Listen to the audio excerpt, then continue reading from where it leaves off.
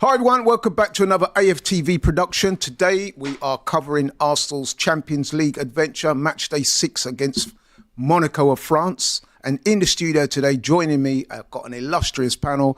To my right, we've got Turkish in the building. How are you doing today, bro? I'm all right. Yeah? Feeling good? Yeah, I'm all right. Just all right? Yeah, it's up to Arsenal to make me feel good, right? Yeah? Are you one of those, I'll sit here, you entertain me? Is that Well, tonight, I want 3 points. I expect 3 points, but I'd like a performance to go with it, if I'm honest with you. No, I'm with you on that, man. I'm with you on that. And to my left, we've got special guests in the house today, people. Marcelo from Boston, America, but he's currently residing in London. Yes, sir. Marcelo, tell people a little bit about yourself for those who don't know. Yeah, first of all, thanks for having me in the studio. It's an honor. So I moved to London just over a year ago. No lies, because of how much I love Arsenal and football. That's the inspiration behind moving to London. I started a platform called Wenger's House a few years ago. So we're about 48,000 strong on Instagram. I've been following the Arsenal since 2008.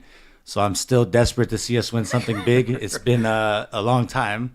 So, yeah, I'm just happy to be here, man. I'm excited to join y'all. No, it's great to have you here. And just to reiterate then, so you actually left America to come and pursue your support of Arsenal here. That's very impressive, I've got to say. Thank you, man. Yeah, I was a teacher in the U.S., but I always knew that my deeper passion was for football. So COVID hit, and I decided it was time to pursue this as a real journey and to work in football, journalism, media.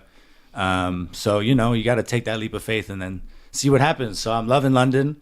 Still adjusting and happy to have been able to witness all these Arsenal games and just be part of the community and, in the streets. That's great, yeah, man. It's funny because I was chatting to you off camera and you're actually residing in a place where I was born, Harlesden. So that's quite unique, man. But shout out to you for that, man. Bless. Right, so let's get into it.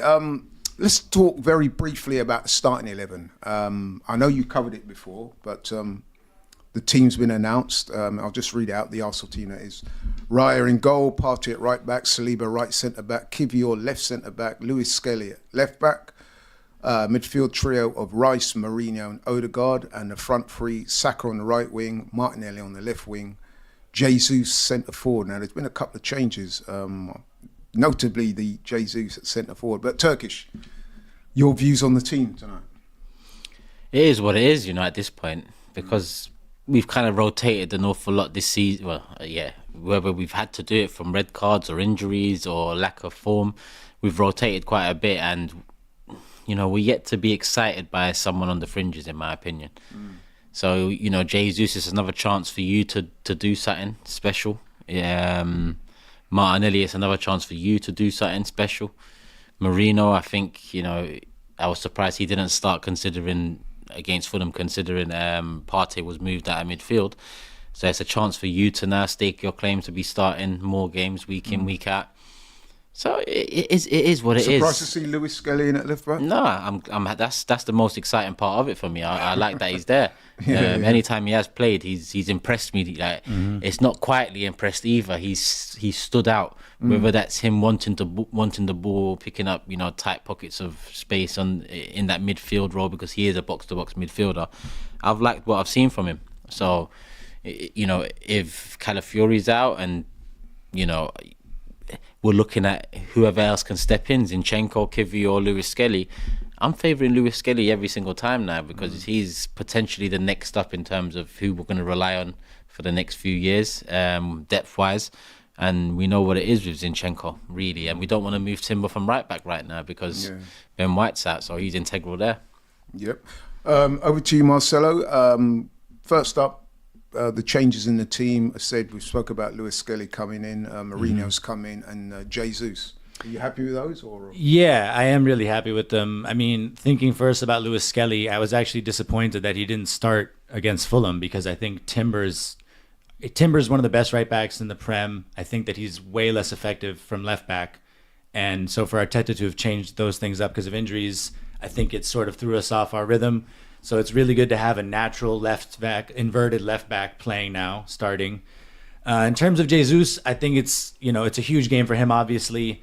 Thinking about that link up that he and Martinelli had a couple years back, really hoping that they can gel again. And Havertz has been playing poorly for some time now. So we need to see Jesus step up. This is another big opportunity for him. He loves the Champions League. And hopefully he can finally get a big goal, because his only goal since January was in the Carabao Cup. Yeah. That's a pretty meaningless goal. So he needs to turn it up tonight. And hopefully he can also get Martinelli going again, because we haven't seen enough from him either. So these are good changes. They were kind of forced upon him, but it's good that Arteta's at least listening, and he's being a little bit more bold. Hopefully it pays off.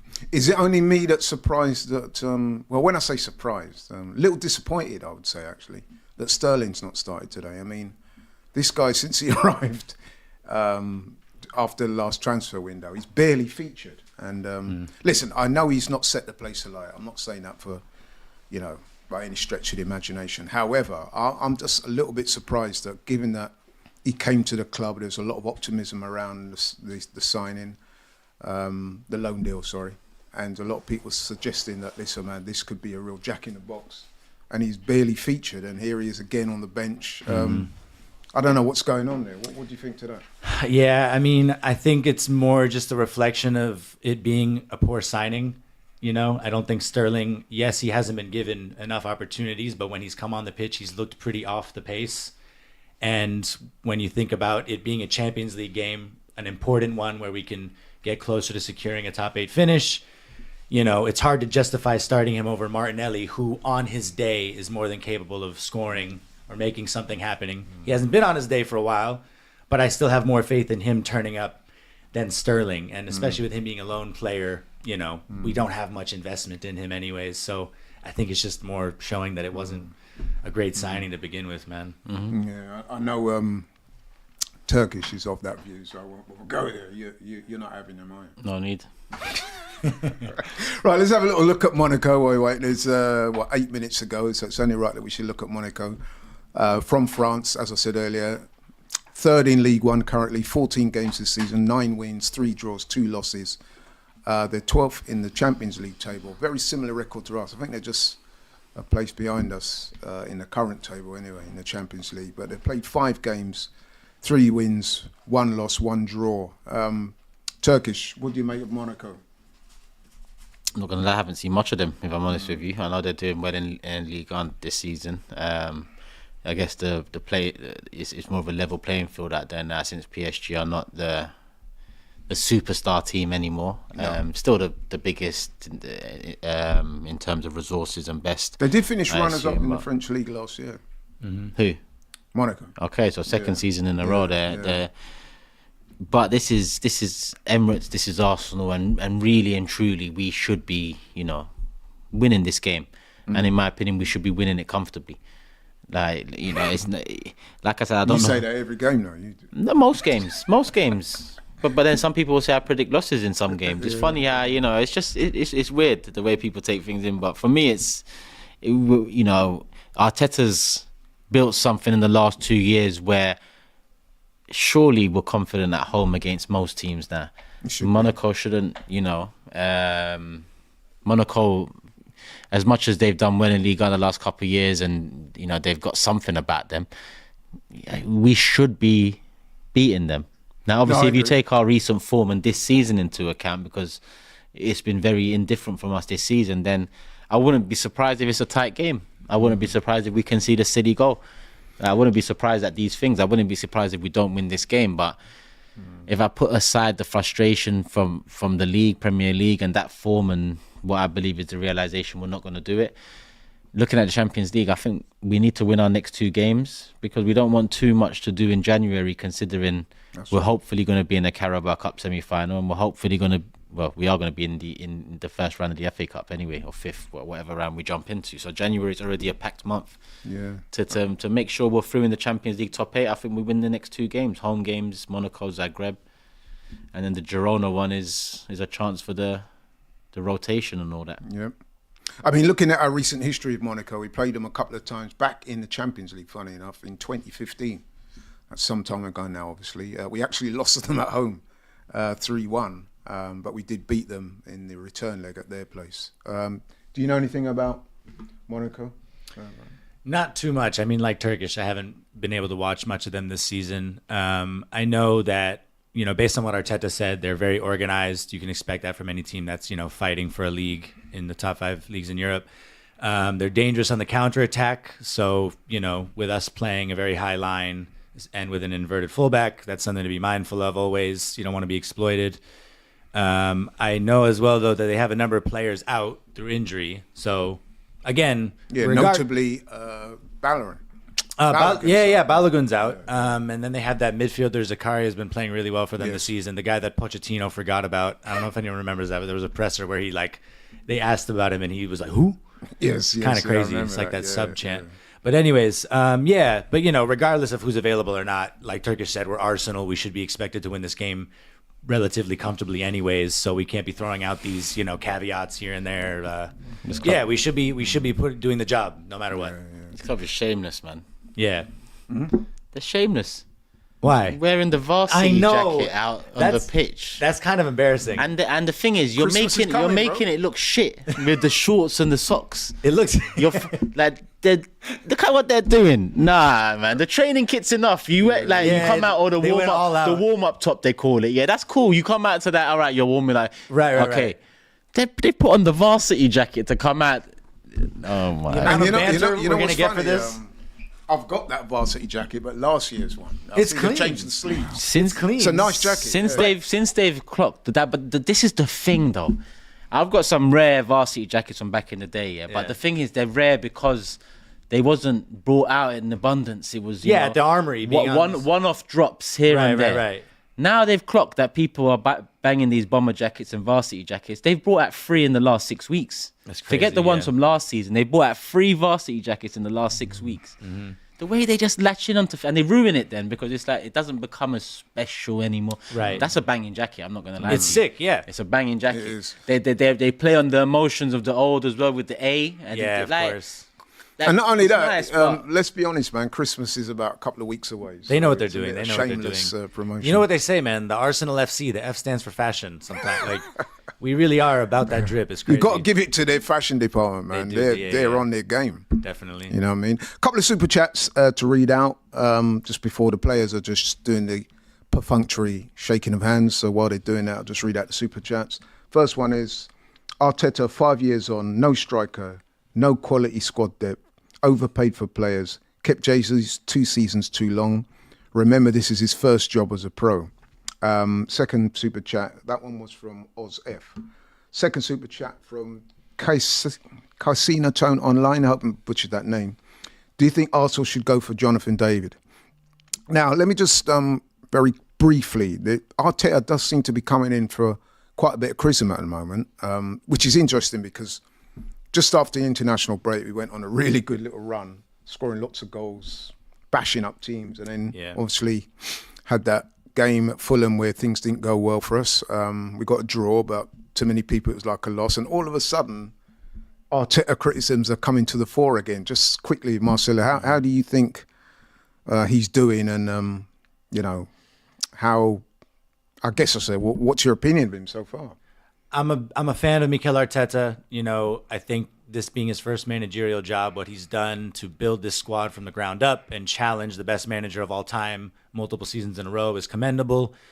I love him as a person, as a character, but we are now at the point where I think there is mounting pressure on him to deliver, to win some silverware. We won that FA Cup, a few months in. But with the money he's spent and the fact that this is now 99% his squad, right? I think only Saliba, Martinelli, and Tierney are guys he didn't sign. The excuses are hard to listen to because it's his team. So, I'm a fan, but, in the next couple of seasons, he's got to start bringing some silverware home. Some people are saying sooner than that. They're saying this season, and I was at the gym today, seriously, right? And I would say at least 3 people, because when I go to the gym, people always want to talk about football, but there you go. But yeah, there was a couple of guys in there today, man. They were quite adamant. They're saying, listen, if he doesn't bring home a trophy this season, and then, man, weren't talking about no Carabao Cup either. Right. They said if he doesn't win something big this season, man, it might be time to look at a change. Now, listen, those are not my words, but I'm just giving you a flavour of what some people are saying. Turkish, very quickly, your thoughts on Arteta? I agree with some people. I want you to own it, man. But people know what it is. We need to win something this season. Yeah. If we don't? If we don't, then of course. Like, I'm surprised that you're saying that. Surprisingly, people are saying questions should be asked. This is Arsenal Football Club. We're not raising a child here. Like people act like we're raising a manager. Yes, yes, it's his first 5 years, but it's not our first 5 years without the Premier League title or a major trophy like that. You know, we've been waiting I guess a long what surprised time. me. I guess what surprised me was, as I said, these guys were adamant. They're saying, "Listen, man, there's no, you know what I mean." There's no let up. If we don't win a trophy this season, we should look elsewhere for a manager. To me, I was quite taken aback by that, to be honest. When you consider that, okay, we're a little bit off the title at the moment, but it's not like it's completely done yet. You know what I mean? And it's not like any of those other cup competitions. We're still in the Carabao Cup. You've got the FA Cup to come in January. We're still in the Champions League, but there you go. But anyway, we've just kicked off and we've just lost the ball, so that's not a great sign, is it?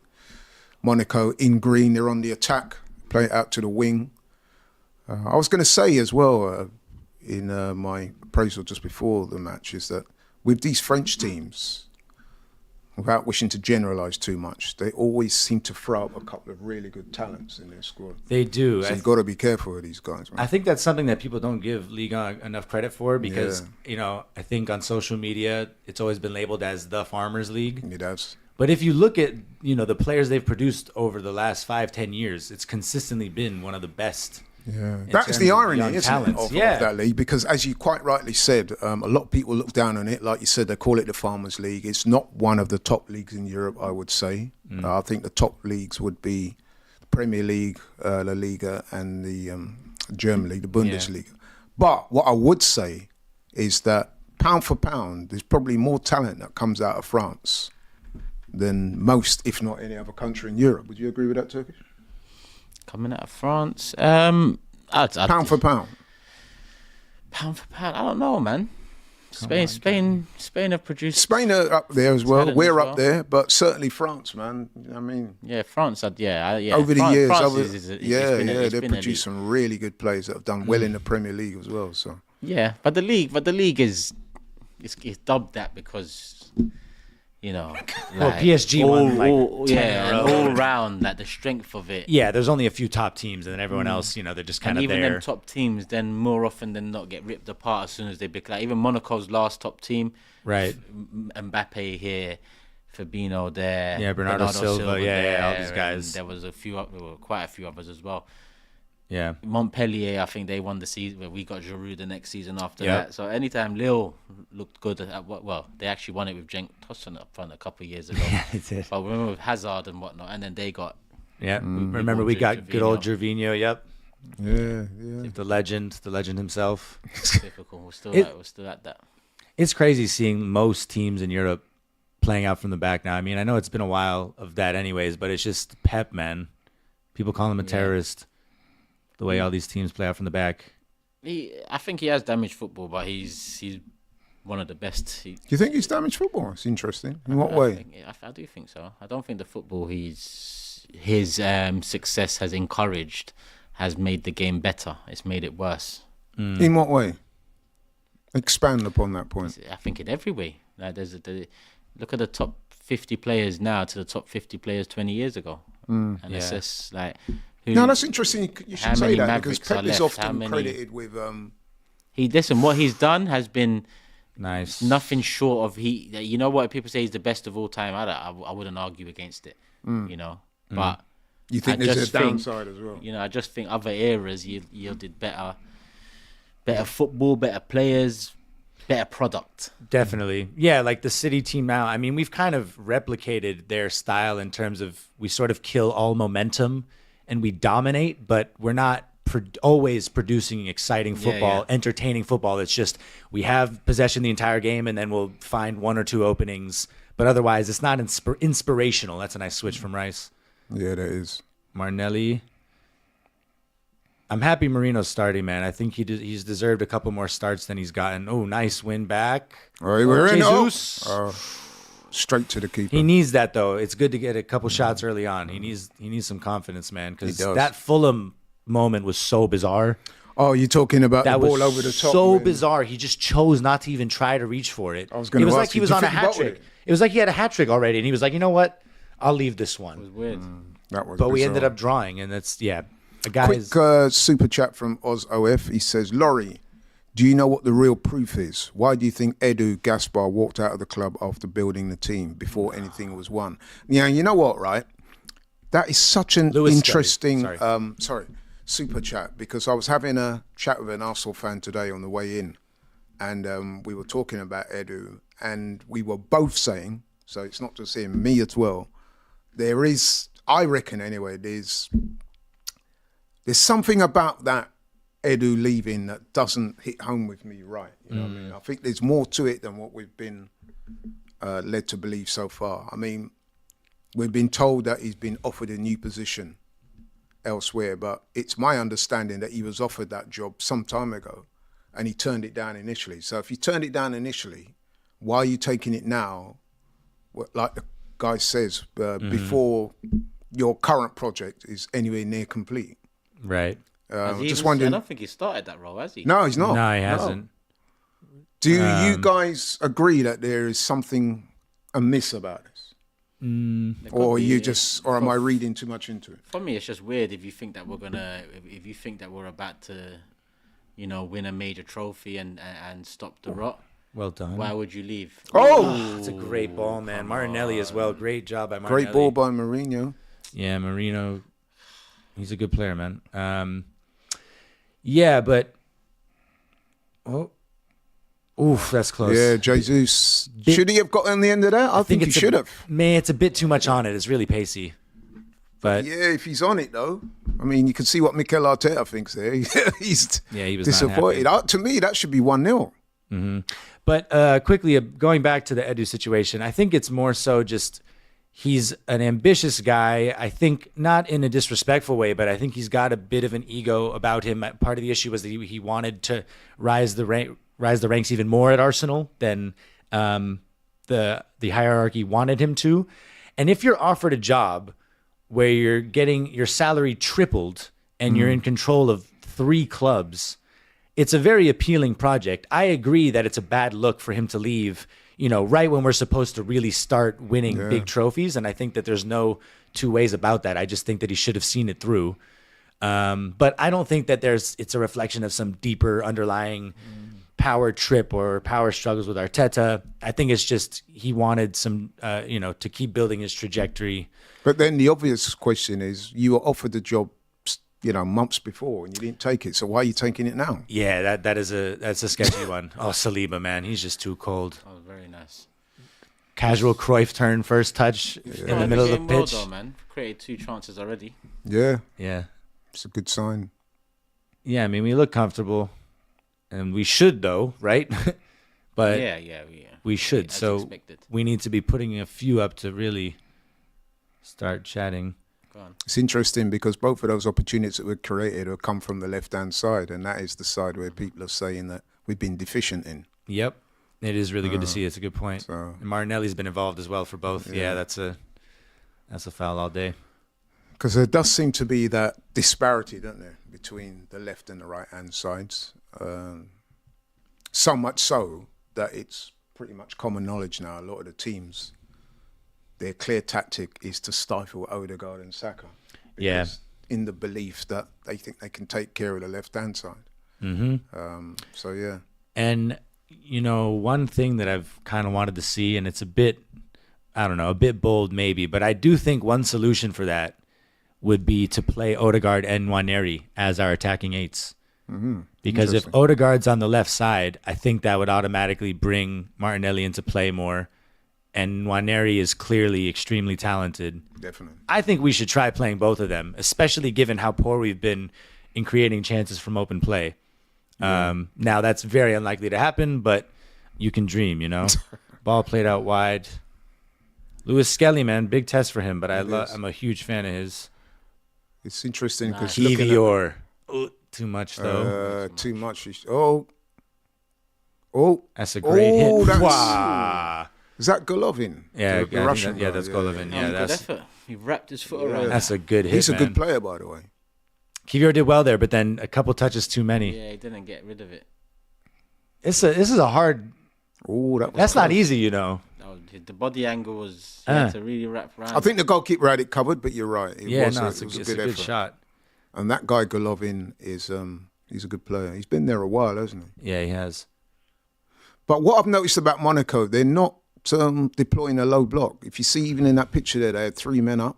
Yeah. When they get the ball, they are trying to come forward. No, so that is promising because I think that is one beautiful thing about Champions League football is we can actually see teams that are more intent on attacking and not this weekly low block situation where they're happy to take a point from us. Do you think the format that they're using, the new format, encourages teams to be a little bit more adventurous? Because it's all about getting points, isn't it? Draws are not going to be that good if you want to get in that top 8. You have to go for wins. Yeah, I don't know. I don't know if it necessarily incentivizes them, but I think it is interesting in that you know that you're not going to play the same team again, so you can't deploy a different approach. It just feels weird that we're still far away from knowing what the result's going to be. Yeah. Usually, what is this game? Is this game 5 or 6? Matchday 6. Six, At the end of this, you know what it is. Who's first, who's second, who's in playoffs, who you can get. Yeah. Like Liverpool are pretty much there. It's hard to deny how good Liverpool has been in form. Yeah. They haven't conceded in the Across Champions the board. League in over 500 minutes, which is ridiculous. That is some stat. As much as we like to deny and say they'll fall off at some point, there's nothing to suggest that right now. Nothing to suggest it. There's nothing at all. Every team goes through a rough patch, but that's just, it's different to lose or draw one game as opposed to there is a little bit of hope though, because Forest did go there at Anfield and beat them. Yeah, it's true. It's true. I also watched the game against Southampton where they struggled at times. They were behind, came back to win that game. There is. Oh, it's dangerous. I got rid of it. Yeah, you never know, man. Yeah. Got another super chat here from Abdullah. Thanks for the super chat, mate. He says Waneri's got the qualities to be tried out as a left winger. Yes, I agree. Yeah, definitely. I want to see more of him, man. I've been disappointed that I've not seen more of him, to be honest. Absolutely. Oh, yeah, no, Nice. that's fine. Take that. Yeah, he won that nice. Let's Yeah. go, man. Monaco slightly got into the game a little bit. They have. Yeah, but that's one thing I wanted to say about Nwaneri as well is I know he's only 17, but there is one thing that he's already better at than Odegaard, and that is carrying the ball into space, like driving forward with the ball. Yes. I think there have been times, and it's gone a bit viral on Twitter, X. There are occasions where you see Odegaard receive the ball, and then he automatically turns back and faces our own goal. And he's almost holding up the ball in the middle of the pitch instead of eating the space up and forcing the agenda on these defenders. You look at Nwaneri, what game was it he came on, and was it Southampton or Leicester? To be honest, every game he comes on and attacks, beats him. Man. Yeah. But there was very one where direct, within seconds he's driving along the right side, cuts in, yeah. bangs one from like Oh, yeah, 25, I remember. Yeah, you know and what? the keeper has to make the diving save. Yeah. And I'm like, Odegaard doesn't do that, man. That's just not his game. He You know rarely, what Odegaard does? Odegaard does that to bring other people into play. So he relies on his trickery in and around the box. Sometimes he'll over-deliberate, but I think Absolutely he does. It's a tactic he has to bring the other attackers in, give them a chance to run into a good position. It's true. But you do make a very good point there. They are very different. And what I like about Waneri, I mean, he's young, isn't he? He's got that impetuosity of youth. Go on. They're going to run at players. They're going Lewis to shoot. Skelly. Nice. You know what I mean? Yeah. That's what you want. 100%. And at 17, man, the type of confidence and self-belief that it takes to just put that faith in yourself to exactly. take a shot from wherever. I think back to the Carabao Cup game, his second goal. Oh, look, this Hold is good. on. Can he get the cross in? It's a weak cross. What kind of cross? That is a weak. That was Marino. Come on, That man. wasn't a good ball. That was atrocious. Yeah, that was poor. That was poor. It's all right though. He put a good one in earlier. Let's hope he gets another one. He will. I love this though, man. Like, see, I think Lewis Skelly's 18 now, but an 18-year-old starting for us in the Champions League. It's great. It's his. No. He started in the Carabao Cup, but obviously this is a whole nother level from the Carabao Cup. It's just great to see it. I just wish we saw it. I wish we saw a full debut this past weekend against Fulham. Yeah, man, because listen, man, I mean, Lamine Yamal, 16 years old, played for Spain in the Euros and didn't just play, he excelled. Young player of the tournament. And, you know what I mean, we're talking about Arda Güler. representing Madrid at 16, 17 years old. That's your in boy, big Turkish. games. Yeah, so... you Yeah, know. but Yamal's different though. Oh yeah, different, man. He's just one in It's up to the managers to put faith in these guys, man. You see them every day in training. Yeah. You know what I mean? They're up against really good players in training if they're doing well. That's a heavy touch, Saka. That's all right. Yeah. And I think Arteta is doing a good job, though, of easing Nwaneri in. You know, I'm someone who's been jumping on him starting more, but in Arteta's defense, there was a stat that Saka, he already had more Prem minutes than Saka or Foden did before the age of 18. And this was like weeks ago. So he's doing the right thing of easing him in. But hold on here, chance for Monaco. We got plenty of numbers back, though. This guy on the ball, the guy who just played that cross in Agliuche. Yeah. Aguiluche, he's a really good player. I've seen a few bright moments from him. I think he had a really nice goal in the Champions League already this season, actually, if I'm not mistaken. But he was on the U23 squad, Henri's Olympic team this summer. Oh, okay. He's a player, man, and he's young as well. So again, that's just another example, like we were talking about. Yeah, Just French they know how to players, man. produce They always players, produce man. some good players, man. That's... Does he have a goal this season in the Champions League? Did I make that up? Yeah, he's got two goals and an assist in 5 games. He's only 22, so that's another player to watch out for. But we're not gonna get to where we want to get to, bringing in youngsters all the time. That's the thing. Yeah. You know, I like Nwaneri and I like Lewis Skelly, but yeah, the way our fans kind of force the issue sometimes on it, I don't like that. Yeah. Because I still want to back up to Odegaard next season. You know, you got. The reason Foden got all that protection is because he was afforded that while learning and growing amongst elite footballers, winning stuff. Yeah. You know, what better platform? Saka did it the hard way.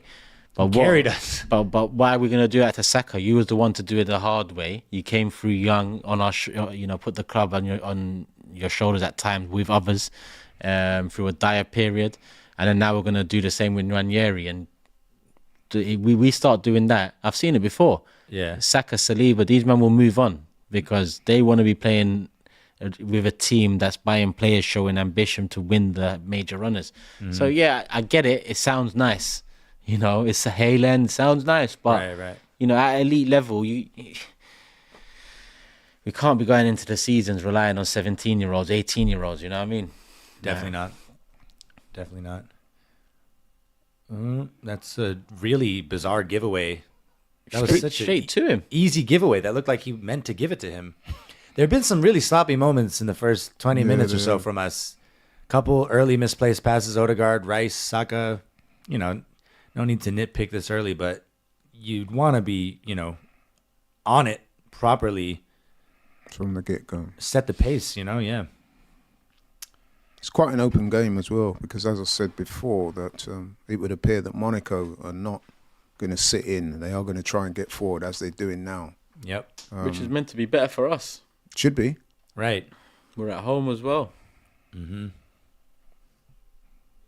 Like I said, in the first 4 minutes, we had 2 openings in the box. Since I said that, nothing. Yeah. It's been slow since.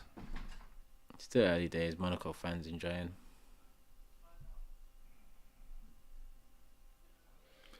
So where we are right now, we've only had 1 shot.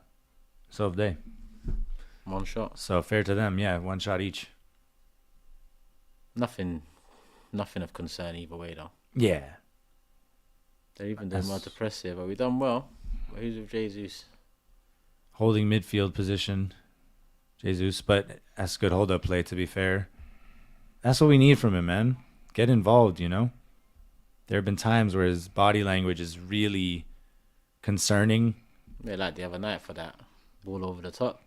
Yeah, well, that, and even I saw a couple photos taken from someone in the stands right after we thought we won it with the Saka goal, and Jesus was kind of pouting, and he was walking over. He wasn't ecstatic as you should be if you're a part of a team that's trying to get back in a title challenge.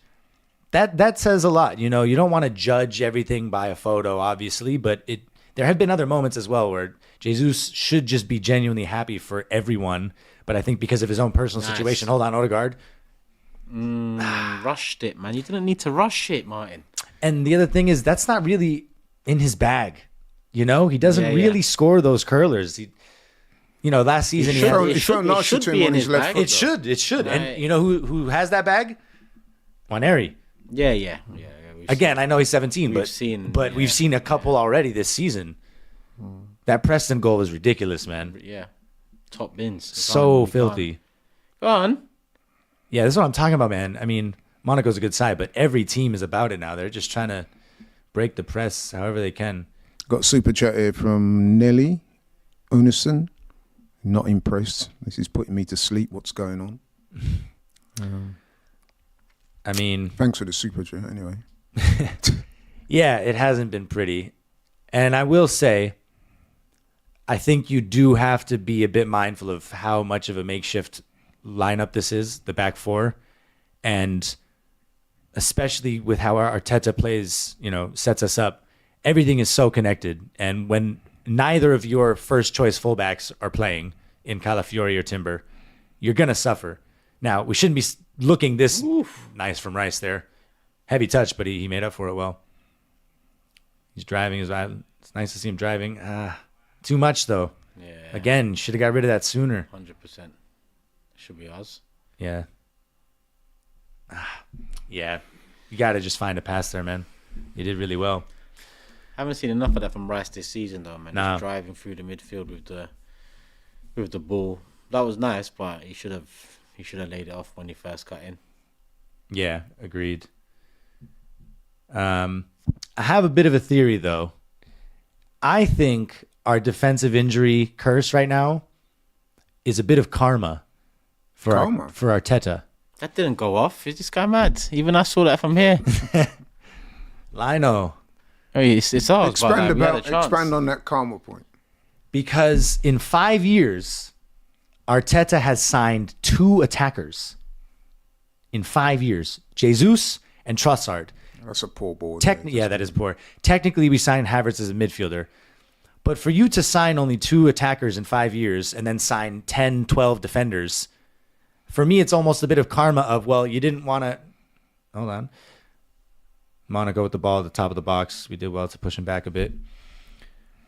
But yeah, when you focus so much on the defense and you neglect our attack, this to me is a bit of karma of, okay, well, if you don't care about your attack, let's deplete your defensive options, because Arteta's so obsessed with our defensive setup, man. And yes, on paper, we have the best defense in Europe now, but when you're not creating anything from open play, how much does that matter? Yeah, right. It would appear that Joey is not too off from what you're saying. He's saying, at the moment, I can't stand Arteta. He contradicts himself a lot. I'm getting fed up with him. As I said, today when I was in the gym earlier this afternoon, I had a few people remonstrating with me about Arteta. Jamie Keegan, super chat from him, says, "Oi, when are Arsenal fans going to admit the side is a tough watch and the start isn't even effective?" It's interesting. Is it like a little bit premature, Turkish? Because, I mean, look, we since the international break, we have picked up a bit. We scored 5 in 2 matches back-to-back. We got 3-0 against Forest, beat United 2-0. Okay, the draw against Fulham was disappointing. Are fans being a bit premature by criticising the style? The performance against Man United was poor as well. Yeah. It was, do you think that was poor, or do you think? Yeah, the performance was poor. Our best chance and our goals all came from set pieces, nothing else. And so yeah, sorry. It's just that when you win 2-0, like you win 2 to the good, you didn't concede. Yeah, it was a good win. You say that was a poor it was a good win, and I don't care how we won it. Yeah. I don't like Man United. That's for sure. But do you think poor's a bit of a stretch, though? You can say, "Oh, we weren't at our best and we still beat them 2-0," but to say the performance was poor. It was poor. Havertz's chance was the only open play chance we mustered. And that's a moment as well where I think, you got to be better there, man. True. Come on, Odegaard. Again, every time he's in the box, there's this hesitancy, man.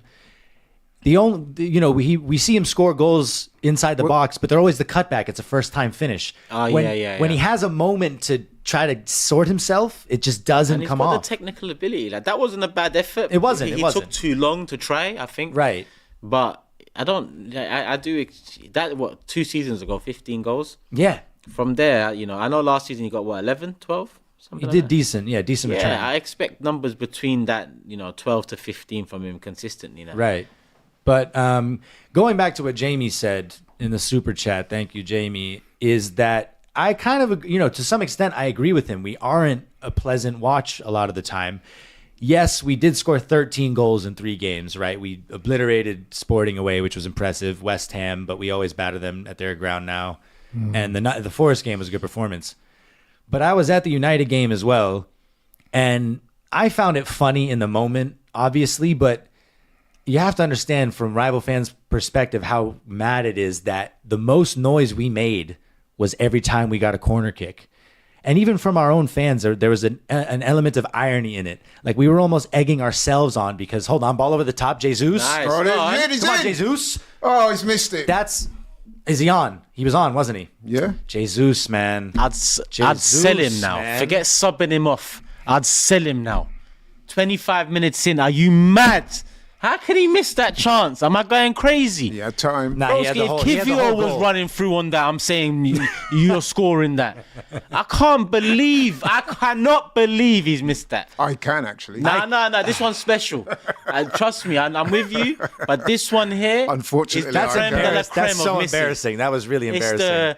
It's That the was pinnacle terrible. of misses. This guy, I cannot believe he's missed that. It's a poor miss, I man. cannot believe. And I'm he's telling missed you, that body language we talked about, if he's been more Put open, your thumb down. Yeah, yeah, What's yeah. he doing? This not What, who this, played this mate. ball? It's a great ball. And Is he's that Lewis onside. Skelly? No, that's Kivior. Isn't it? And he's onside. Look. Look, you have time as Keeper's well. Someone backed confirm off. who that was. That's oh terrible. That's my, terrible. nah. Because the defender's thinking, oh, You know I'm when just the gonna- ball's even just off the ground like that, you just smash it. Smash in. it. You just smash That's a half that volley in. waiting for you, bro. Just bang it. Oh my god. Either side. I think and he that goes is low. I think that is the epitome of a guy that's totally without confidence. Yeah. But I was saying... No. No. It is more than that, though. It is more than that. But like I was saying earlier about his body language, if he was more supportive of this project in general, I think if he was more invested, I think he has that mentality in that moment where he scores because he's part of the group. It just doesn't feel like he's fully connected. I don't know if Arteta has... When you've only scored 1 goal in 26 games, we should not be surprised that he missed that. It's because true, but- his confidence is on the floor right now. Laurie, Odegaard getting the fans excited. I know what you're saying, but I'm surprised anyone would miss that. Forget Jesus for a sec. As a professional footballer, let alone one on 250k, yeah, that is bread and butter. Absolutely. That is even. Oh, I can't believe he's done that. Yeah, that's really poor. He smashed that in. It's that like he is- p-rolled it. You How? know, even at this point... Oh, look, he's in Come again. on. Go on, Go Jesus. on. Come on, Please. Jesus. Hit that. Oh, he's done it Yes. He's done it. Oh, my days, He's done, man. and the thing is, Two in- you'll have some people say he done better this time. Fuck off. Oh my god. That's a harder chance, okay? But he should still do something more there, probably. He had 2 bites at the cherry as well. my- The first God. one is a way clearer chance than this, to be fair. But Yeah, it is. But let's see here. Look, Okay, touch. good first touch. Moved out of the way. Moves it to- nice. One touch too many. Bang it earlier. come One on. touch sooner, you hit that. I think he even tried to dink it or something. Because That one right there, that touch, you're giving the defender You a hit the chance to block defender, it, and yeah, that's yeah, Kerrer, yeah. and that's a good block. But you make that possible for him to block that, and then it's a good recovery by the keeper. But Jesus, man, It's not been a good night for Jesus, people. 2 golden opportunities there. A throw-on goal, what- you and know. he spurned both of them. And look, Arteta's saying what he Arteta's should like, have done. I might have finished that. Look, third time's a charm. Yeah, that's 2 now. So let's see what happens on the third one. Yeah, let's see what happens on the third one. If there's a third But if that's Haaland, he's on a hat trick already. yeah. If that's Nicholas Jackson, he might be. He'd probably have 1 goal by now. You know, as much as people liked to banter him. Maybe we that should guy's gonna be be a top optimistic striker. and say at least he's put I bet himself should have scored the first one. for in sure. the. He would have. Yeah.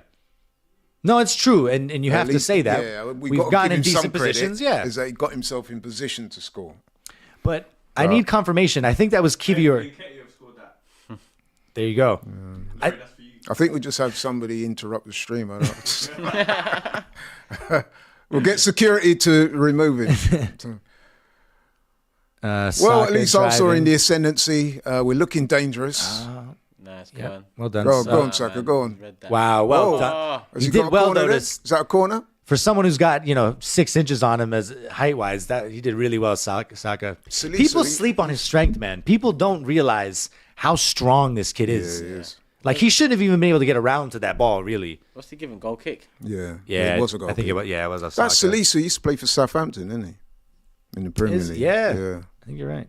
Right, a couple of super chats. Got to take care of business. Right, the Black Hole. He says this is a total challenging side at max. Even the fully foot squid is missing the margin to be a title-winning side. Thank you for that. Ricky Proctor says if we are looking at past results, why are we conveniently just looking from the Forest game to say we score goals? Go back and look at the full season. Fair point. Joey says Turkish. Don't get aggy, mate. Jesus even doesn't surprise us anymore. Yeah, I know, but that's just for football. I just think, come on, man. I can't believe it. Yeah. You latch onto it, it's bouncing up, it's perfect. You just lace that. You don't even need to worry. Just lace it. It's just straight. Just lace that. He P-rolled it. But look, it's interesting. What he done was harder. But if we're gonna try to look for a positive, the ball from it was Kivior, wasn't it? I still haven't gotten confirmation. I think it was Kivior. Someone can correct ball us in over the the chat. top, the first one. But for the first chance, That was a ball. perfect pass. It was. And it reminds me of in the United game. Actually, one of our only moments from open play was Kivior. Instead of just keeping the ball rotating throughout the back, he played a nice ball over the top to Trossard. Trossard should have done better. Yeah. And it was Yoro who put in a nice tackle, I think. So Kivior's got a pass in him, man, and people don't credit him enough for that necessarily. So well done. Yeah, Gabriel, nice cutting inside. Again, though, lots of touches and options aren't plenty, man. Another super chat here from Ricky Proctor. He says Sanogo and Shamak were better finishers than Jesus. Ouch. Again, Odegaard when tried we to get play to the it edge of the box, man, it's not quite there always. That's a good recovery from Martinelli. It's a foul. Oh, no. Yeah, but why is he fouling him though, man? He didn't need to foul him, yeah. I guess you got to give He's just that. a silly guy sometimes. Look, He worked his socks chasing out to him. get back. Let's see here. And then You what don't an need idiot. to pull him. If you pull him, that's an automatic yellow. I missed the pull. That was lazy. He did You get do all it, the yeah. hard work. I do agree with Turkish. That was silly. It was. There's no need for him to do that. It's not like he was on a run through clear on goal. I missed the pull. That was lazy. Jamie Hunt says nothing positive in missing 2 goals. Super chat from Jamie. Thanks very much. It's been a bit of a frustrating 30 minutes so far because we've had some clear chances and not put them away. And you know what happens when you keep doing that, don't you? We all know how that ends up. So you better score soon. Yep. The one positive thing I would say is that we are starting to control the game now, and that's starting to become apparent. Yeah, we're already past the half-hour mark. We'd be really nice to have one before halftime, that's for sure. Lewis Skelly, he is really good at those line-breaking passes. I think it was our first Carabao Cup game against Bolton. He played a perfect through ball. Yeah, he did. Perfect through ball. It was like Zinchenko in the first, 8 months of when he signed for us. That was what he initially brought to us. I hate to say it, but I'm so tired of Zinchenko. I frankly don't really want to see him play for us What again. do you think of Martinelli? He's coming for a bit of criticism recently. What's your take on him so far? Yeah, I think that more than anything, it's a symptom of our bias towards our right-hand side. If you look at where the ball is for us, the majority of each game, it's so heavily right-hand sided. Like it is now. And like it is now, whenever Odegaard and Saka are together, the ball just rarely sees. And then there you go, commentators curse. But Lewis Skelly, man, look at this player, bro. Are you serious? Oh, great ball! I think he's off. No one in the middle. Saka, Come on! Yes! I think he's off. No. Let's go. Beautiful. Well done. That's a goal, man. That is beautiful. And who played that ball? Lewis Skelly. Lewis Skelly, bro. He's the truth. Look Right at Saka. there, He it was knows. beautiful. That was And he's beautiful. looking at Jesus. To be fair, yeah, Jesus needed that as well. Lewis Skelly, man, that goal is that was written beautiful. all over it, bro. Look, they must be talking about him. They're showing him now. They have to be. Of course they are. That's Beautiful. See, Fulham game, bro. If Lewis Skelly's in that Fulham game, I'm telling you, Yeah, and Timber would have been on the right. It would have been a lot more balanced. everything would have been balanced, man. But see, That was a good goal, though. that's a great goal. Very the moment we nice. talk about the right hand bias, Watch this. Lewis Skelly, bro, look at that. Have his feet round Bodies him. Ball through, nice. He's on. Perfect. He's well onside. Lewis Skelly, bro. And this is Great nice run from by Saka Jesus as as well. well. beautiful. Beautiful ball. Lovely arcing pass. As well. Yeah. No, that Jesus' pass wasn't easy. And when you have a left-footed player playing at left back, those are the type of passes that you get. And as great as Timber is, I think he's the best traditional right back in the Prem. Trent's in his own stratosphere. When you have a left-footed player, you get that. Timber can't bring that exact thing. What a goal, man. That's what we missed. nice. You know? Arteta looks very pleased with that. Yeah, as As well he might do. we 'cause needed that's that. That's an Let- open you know what, play goal. Yeah, But you know what? Yeah, we very- do and a have nice to. one. We do have to be fair and give Gabriel Jesus a lot of credit because that ball, that pass, That was nice. It was. it was a curve arced pass across the goal. That is not an easy thing That's to do. not our problem with him. It's what he was the showing. finishing, yeah. Yeah, Right. But he's yeah, got Arsenal ability. 1-0 up, deservedly so as well. Absolutely. We could be 2 or 3 up by now, but yeah, deserved one to the good. Let's hope we can go on from here and really put in a really good performance and get the goals as well. Another super chat here from Abdullah. He says, "Yo, Turkish, what would you prefer in January? A killer striker with Martinelli left wing or a killer left wing with Havertz?" I'd like a goal-scoring left wing with Havertz, to be honest. If the Rodrigos and Kvaratskhelias and Nico like these kind of wingers, ideally Rodrigo, then I'd say him. I think Martinelli has been very poor, but that doesn't mean whichever one you do in January, you do the other one in the summer. Marcelo, They're both widen that out to equally as you. important. What would you want? in I think we January? need a better. I was having a debate with my friend Chris about this actually, and he kind of swayed me. I do think that Kai Havertz is our most upgradable player. I think he's a solid striker to have as our second option. Yeah. But as a team that has the ball, hold on, Oh, ball dangerous, but no one there. that was a good ball. It was a good The ball. centre That's that- forward that's didn't that- attack it. That's that young French winger we were talking Yeah. about. Yeah. But I think that as a team that has the ball the majority of the game, It's good by Havertz, the technical shortcomings of Havertz are so much more apparent. We love how much he works and he runs the channels and he presses and aerial duels, but we have the ball, so he should be bringing our wingers into the game more than he does. So I think that a better striker brings more out of Martinelli. It takes the pressure off Saka a bit. But I do think those are the two positions, really, winger and striker, where we really need an upgrade. I'm going to Center respond to you midfield. that in a Yeah, minute. yeah, Just got a super please. chat here from Ryan Coyne. He says, Laurie, can you shout out my mate Mike Hunt on his birthday? Big up, Mike, on your birthday. You've been done there. We got Mike. Oh, You've damn. been done there, man. It's okay. You only said the first name. No, So, he said it so they both. tried. They No, tried. he said it both. Oh yeah, you're right. He did read I? it out. Scratch up from the record. It's okay, but he paid for that, right? Yeah, he did. So the joke's on you, bro. Man Thank you. said scratch that from the record. Someone sent me the clip. Forget that. Nah, but thank you for the contribution, man. You know what I mean? At the end of the day. He done me. Any he more? done me. Any But so much so that I've lost my train of thought. So all right. he's Oh, double come done on me.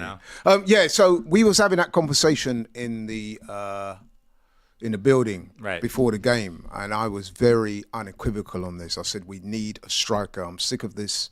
Let's get a winger who can play up top and, you know what I mean, do all the interchanging and all that stuff. No, I think we need to invest Nice. in a top striker if we Yeah, can. 100%. I agree.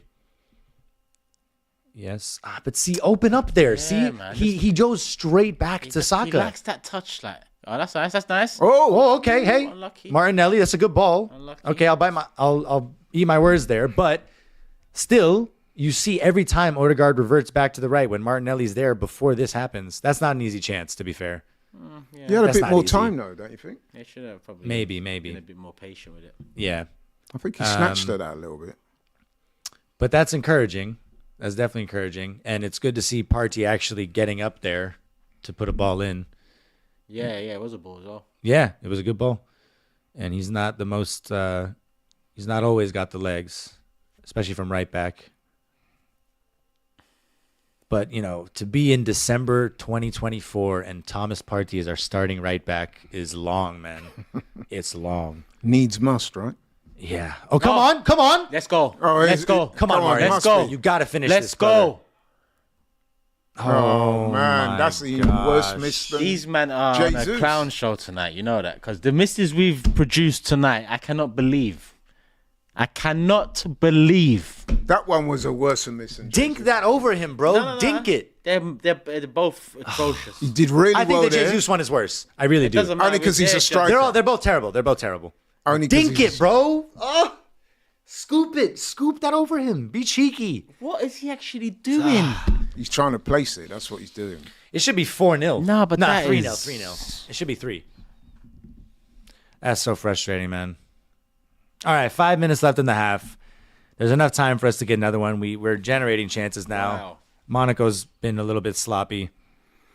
But, like you said, Laurie. This should be 3-4-0. Yeah, hands We down. should be laughing, singing. Chilling. We Like, should be chilling right now. Like the performance we wanted, the goals we wanted.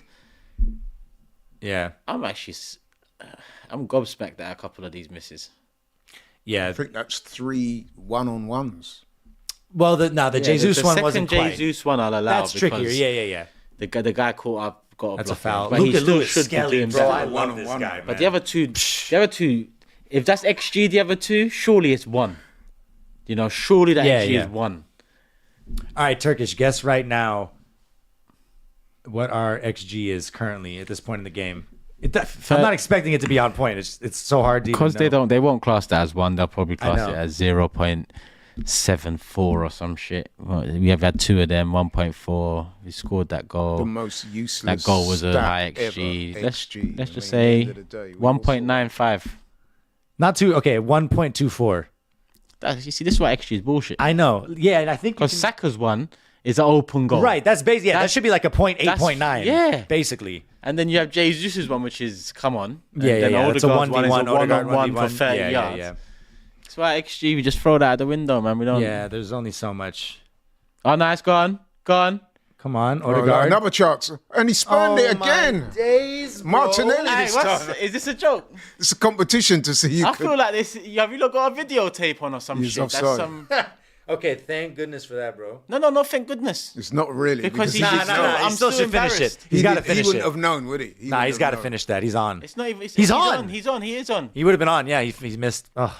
Poor miss as well. Wasn't even on target. So 2 players. Great well, ball by Odegaard, by the way. I can't believe what I'm seeing. and see, that's what Martinelli's bag is, though. Those finishes where he doesn't have to think, it's instinctive. That's his bag. Bottom corner, Henri-esque. No, I don't think you should be giving him that name, man. You know what I'm Take saying. that Henri You out know your what I'm mouth, saying. man. No, he has that catalog, though. Nah, He does. Yeah, no, I'm sorry. Maybe in that season when does, he got though. 15, yeah, but not this season. Absolutely not this season. Absolutely not. Oh man, Got to this be is careful this how is you're referencing Henri with these man, you know. this has a 1-1 right now written all over it. If we don't get one before half, I'll be a little nervous. You know what? This is quite a remarkable half, man, because I've rarely seen Arsenal miss so many one-on-ones. Yeah, we don't have one on Oh, one. Odegaard- yeah, right. We have so few. Yeah. It's so true. Odegaard's missed one, Martinelli's missed one, Jesus has missed 2. That's 4. So we should really be 5-1 up. 5-0 up, sorry. Again, the second Jesus one wasn't really a 1-on-1, a 1v1. I'd say it's like 3 big ones, but Jesus definitely could have sorted his feet out more quickly with the second one as well. Get a shot off sooner. But yeah, I mean, Monaco hasn't really threatened at all. But again, we weren't expecting them to do too much anyways. They're a decent team, but we are well clear of them. Got a couple of super chats here. Ryan Coyne's the guy who set me up before. He says, my bad, Laurie, with a laughing emoji. Got another super chat here from Wales. He's just done a thumbs up. And we've got one from Jamie. He says, Laurie, I've lived with the name for 47 years. Cheeky sods.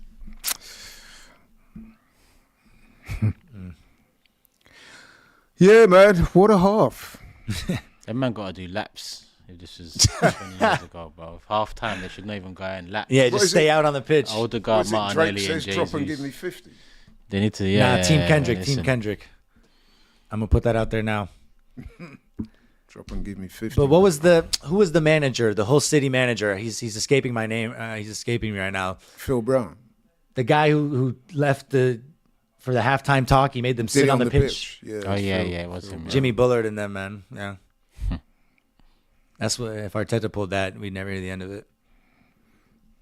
But yeah, man, I mean, if we put a couple of those chances away, we're raving about this half as us creating these chances and forcing mistakes out of Monaco and capitalizing on them. Because a couple of those were just their mistakes, but it comes from our pressing. So we should be reaping the rewards of our labor. But Another super chat here from YO. It says Turkish Sterling would have scored 3 goals. that is cap. Maybe scored. He might have scored one of them. Maybe 6 years Because ago, I 7 can't years believe ago. that. But I can't believe that. Like, I think you put a lot of players back in one of those chances, they should be scoring that. Hang on, that's Careful, Martinelli Martinelli. again. You've got a card, man.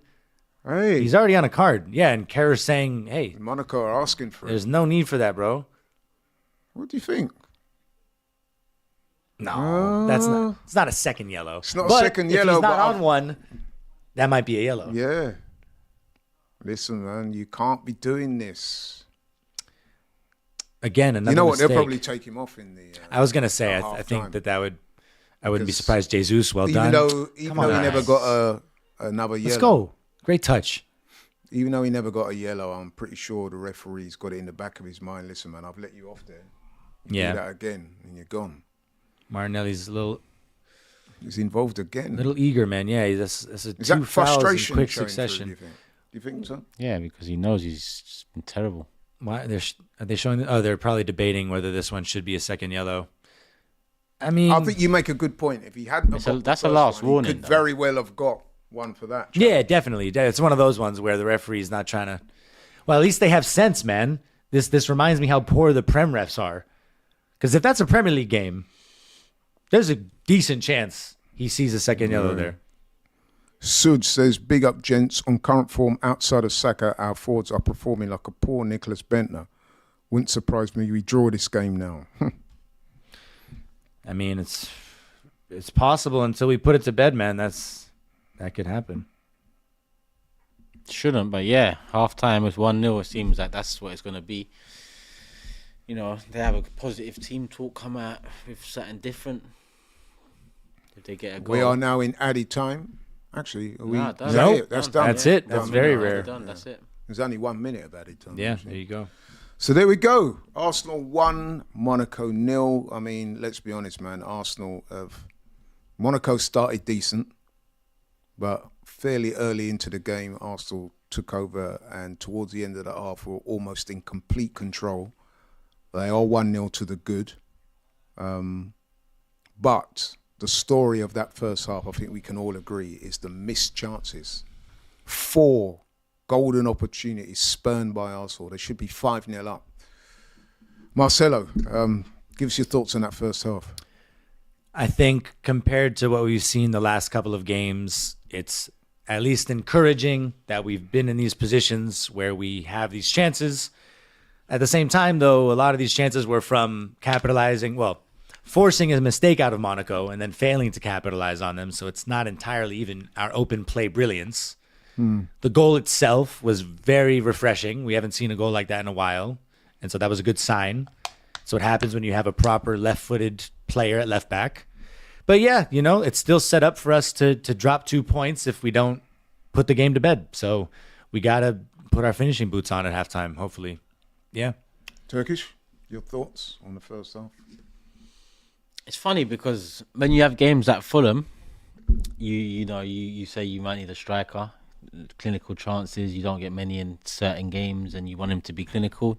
This game also highlights the same thing. We're having a chance after chance. Some of these chances is criminal that they've missed it. Criminal. The first Jesus one, the Odegaard one, disgraceful. They should listen. Don't mince your words then, no? Nah, it's disgraceful, those 2 misses. Jesus' second one, good touch out. Listen, physically he's not the strongest. He still gets his shot off, defender gets a foot on it. Should probably still do better, but all in all, we're creating chances, better football, cutting them open. Big up Lewis Skelly for that goal because the ball into Jesus, and big up Jesus because the ball into Saka. Both were equally as vital to that goal because all Saka has to do is just tap it in. Right. Saka another goal in Champions League. Since becoming a Champions League player, he just, keep his numbers are growing well. But we've left it 1-0. So hopefully we come at the block second half and we're on it and we're creating more chances because every chance that we missed in that fashion, I thought we have to score the next one. We have to score the next one. I'm still feeling the same now because you can't be missing that level of chance and then not winning the game. So we're 1-0 up. Cool. We move. Yeah. Take 8 Martinelli shots on off goal, though because he's being silly. Yeah, he's lucky. being He's a little silly. bit lucky not to get the Yeah, second yeah. yellow there. How are you feeling though, Laurie? I feel fairly optimistic. I mean, as I said before, 1-0 up, and in terms of overall play, we're kind of controlling the game. Well, not kind of, we are. Yeah. So that gives me great optimism for the second half. I think we will create more chances. It's whether we can take them, because at this rate, like I said, we should be at least 2 or 3-0 up. Right. I'm wondering how Havertz must be feeling. He got left out for this game. He's probably thinking, if I had those opportunities, I would have got at least one of them. So, yeah. And, super chats. Yeah, super chats. We've got a few. Devanchu says, at this stage of the season, we should be running through teams like Monaco, but it's looking at this as a bit sad. Mr. Glitch says, even Thierry Henry at his age would be on 2 goals, laughing emoji. Kaisine Taline, he says, is Jesus from Congo? No, he's not. He's from Brazil. He-Man says, the finishing is criminal. Saka the only killer. AMT says, what's with the one-on-one problem? I agree. You know what I mean? It's clearly an issue in that first half. Cryptic Dino says, Saka by far our best attacking player. Goals, assists, vision, and can play left back. If we only had one more player like Saka, we would be top of every competition. Yep. And Henry Lawrence says, we need to start finishing our dinner or the dog will. So, yeah, I mean, it's fairly emphatic that. Yeah. The people out there. I mean, listen, it's obvious, isn't it? I mean, we've all seen it. The manager, I'm sure, will be mortified at some of those misses. Absolutely. But, I mean, at least we're creating chances. I guess you've got to look at the positives. Yeah. There's nothing to suggest that we won't create more in that second half. Right. It's whether we can take them, right? Yeah. Exactly. Trossard will come on. See, he's the kind of guy that scores one of those. Yeah, 100%. Automatically. 100%. I think by common consensus, But like Trossard I is said, seen if as our Kivior best had one of them, I expect him to finish. That's how that Odegaard one and that Jesus one. Yeah. They should. I want to see them doing laps. Sky should just show that pitch now. Let me see them running in that because I'll understand it. Because this game should be in bed, done and dusted. You know, who else wants to fill their boots? We move on. do you think that Martinelli close to getting sent off? Let's be honest. He's on a yellow card. That guy, He had that little aberration. he's at the on end thin there, ice like, already. yeah. Him. So do you think it's wise to sub him at half time? Yeah, man, For because our he's being pictures. very silly now. I'd sub him at half time and not start him against Everton just off the back of this. Because end of the last Double game, punishment. end of the last game with 20, 30 seconds to go, you decide to take a throw in quickly Oh yeah. to hit it off the defender's back and get him a yellow for what? Instead of focusing on the game, trying to get back into the action, you're doing that petulant, silly. And then your first half is like this, where both fouls that you've done, you don't need to do either of them. It's like you're frustrated, and then Yeah, you I think just- it's a sign of his So frustration. I just think, for this, like you're not playing well. And on top of that, you're doing these kind of things now. Come off the pitch for a it's little not bit, good, man. man. It's Yeah, not good. and I think, like you said, Laurie, Trossard is our best natural finisher. So between Martinelli being on a yellow and Trossard being much more likely to take one of those chances, it makes perfect sense. I wouldn't be surprised if Arteta maybe gives him another 15 minutes out there just to see if he can. Well, a couple of weeks conjure up another ago, chance. there was a player on a yellow card, and Jorginho yeah, got subbed and at the half. manager And he had a did great actually first half sub him against at half Forest. time. And he had a great first half. But yeah, I mean, given how we've done this season with red cards, I mean, you don't need to be taking any more chances, right? Because no matter how much you're on top, if you then go down to 10 men, it becomes a very different game. So Yeah, think about that Brighton game. The first Yeah. half, we were playing them off the pitch. And then as soon as Rice gets that second yellow, yep, they start to run the game. it's true. And we were lucky not to lose that game in the end. One game where that did happen and we did lose was the Bournemouth game, and I was Right. at that game. We actually started quite well. In fact, Sterling started that game against Bournemouth and was actually playing quite well. Saliba gets himself sent off after half an hour, and the game totally changes, and we end up losing the game. A couple more super chats. One from JC Florida. It says, Martinelli is nothing like Thierry Henry. He is more like Henry Vacuum. Got one here from HW. He said, Lewis Skelly in the in the 8 this season. I want to see something. By the way, our fans complained about Martinelli not having the support Saka does usually. This half, all the footy goes down the left, and what's he done? Well, he's had a few good moments, I think, Martinelli. You think early on, before any of these glaring opportunities, he had a couple moments where he played the ball into Marino, and Marino got a ball into the box. It hasn't been good enough, but I think Martinelli's made a decent showing of himself. He had one, half solid chance. But again, that's not an easy chance. No. Especially when you're short of opportunities like that. This here, Another you super chat here got to from- be putting that away. He's Absolutely. missed way too many chances this season, man. It's hurtful. Not good It enough, hurts, man. Another super chat here from Joe 14. He says, I'm fuming right now. Did the players even practice one-on-one finishes? I don't think that an attacker in January can fix this. What do you guys think? What did he say? He doesn't think. Yeah, that's that last sentence is a little January bit. attacker signing will fix it. He said he doesn't think. Yeah, it doesn't think. Well, I think he can. I think if this is what he's saying, or off of that, I agree that our right-hand bias, signing a new left winger won't change the fact that the ball is always on the right side. We could sign the best left winger in the world, whoever you think that is, but if Odegaard and Saka are still doing what they're doing, it's Arteta's, instructions, not their fault. But yeah, no matter who we bring in at left wing, if they don't get the ball, they can't be effective or have an impact. So I think it's the system more than any individual player. So to that point, I hear them. Although, to be fair, the goal today come from the left-hand side. And we love to see it, man. And that's what happens again when you play a ball-playing, left-footed player at left back. Jamie says, worried Saka might call it a day and go to IVP or CHS. Is that Chelsea? It's IVP. What? LVP, Liverpool. Oh, Liverpool Liverpool or or Chelsea? Chelsea. No. If Saka leaves, he's going to another country. I don't think he'll go for now. Let's not even entertain that, shall we? Nah, he's definitely not another leaving. super chat here says, get Nico Williams in January. We need to act like a big club. Okay, but we say that, right? Let me tell you Nico Williams' numbers this year, because he is in no way an upgrade on Martinelli. I promise you that. In 15 games, he has 1 goal and 3 assists, and he hasn't really made that much noise. I understand the want, the need, the feeling to replace Martinelli, but if we're going to sign a new winger, it has to be someone that's a clear and obvious upgrade, and there aren't that many. He is highly thought of, though, right? He is. I'm not disagreeing that he's a good player, but I'm saying that in this system, he's not going to do more than Martinelli. To what Turkish was saying earlier, I think the one player that I immediately think of is Rodrigo. Yes, he's been deployed at right wing more for Real Madrid, but when you think about a game changer, someone who's going to just have a moment out of nowhere, all those Champions League moments he's had for Real Madrid, Rodrigo will be a sick signing. But that's not happening in January. No chance that's happening in January. A couple of super chats here to run through. Luffy, the Sun God, says, get Nico Williams. Oh, we already did that. Mike says, boys, I understand it's frustrating that we're not 3-0 up, but we've been dominant. If we win this 3, 4 or 5, it's a good performance. It's 5 wins in 6 and we move. Thanks for that positive super chat. AFTV, Yaya Sonogo says, I could have scored all of those goals.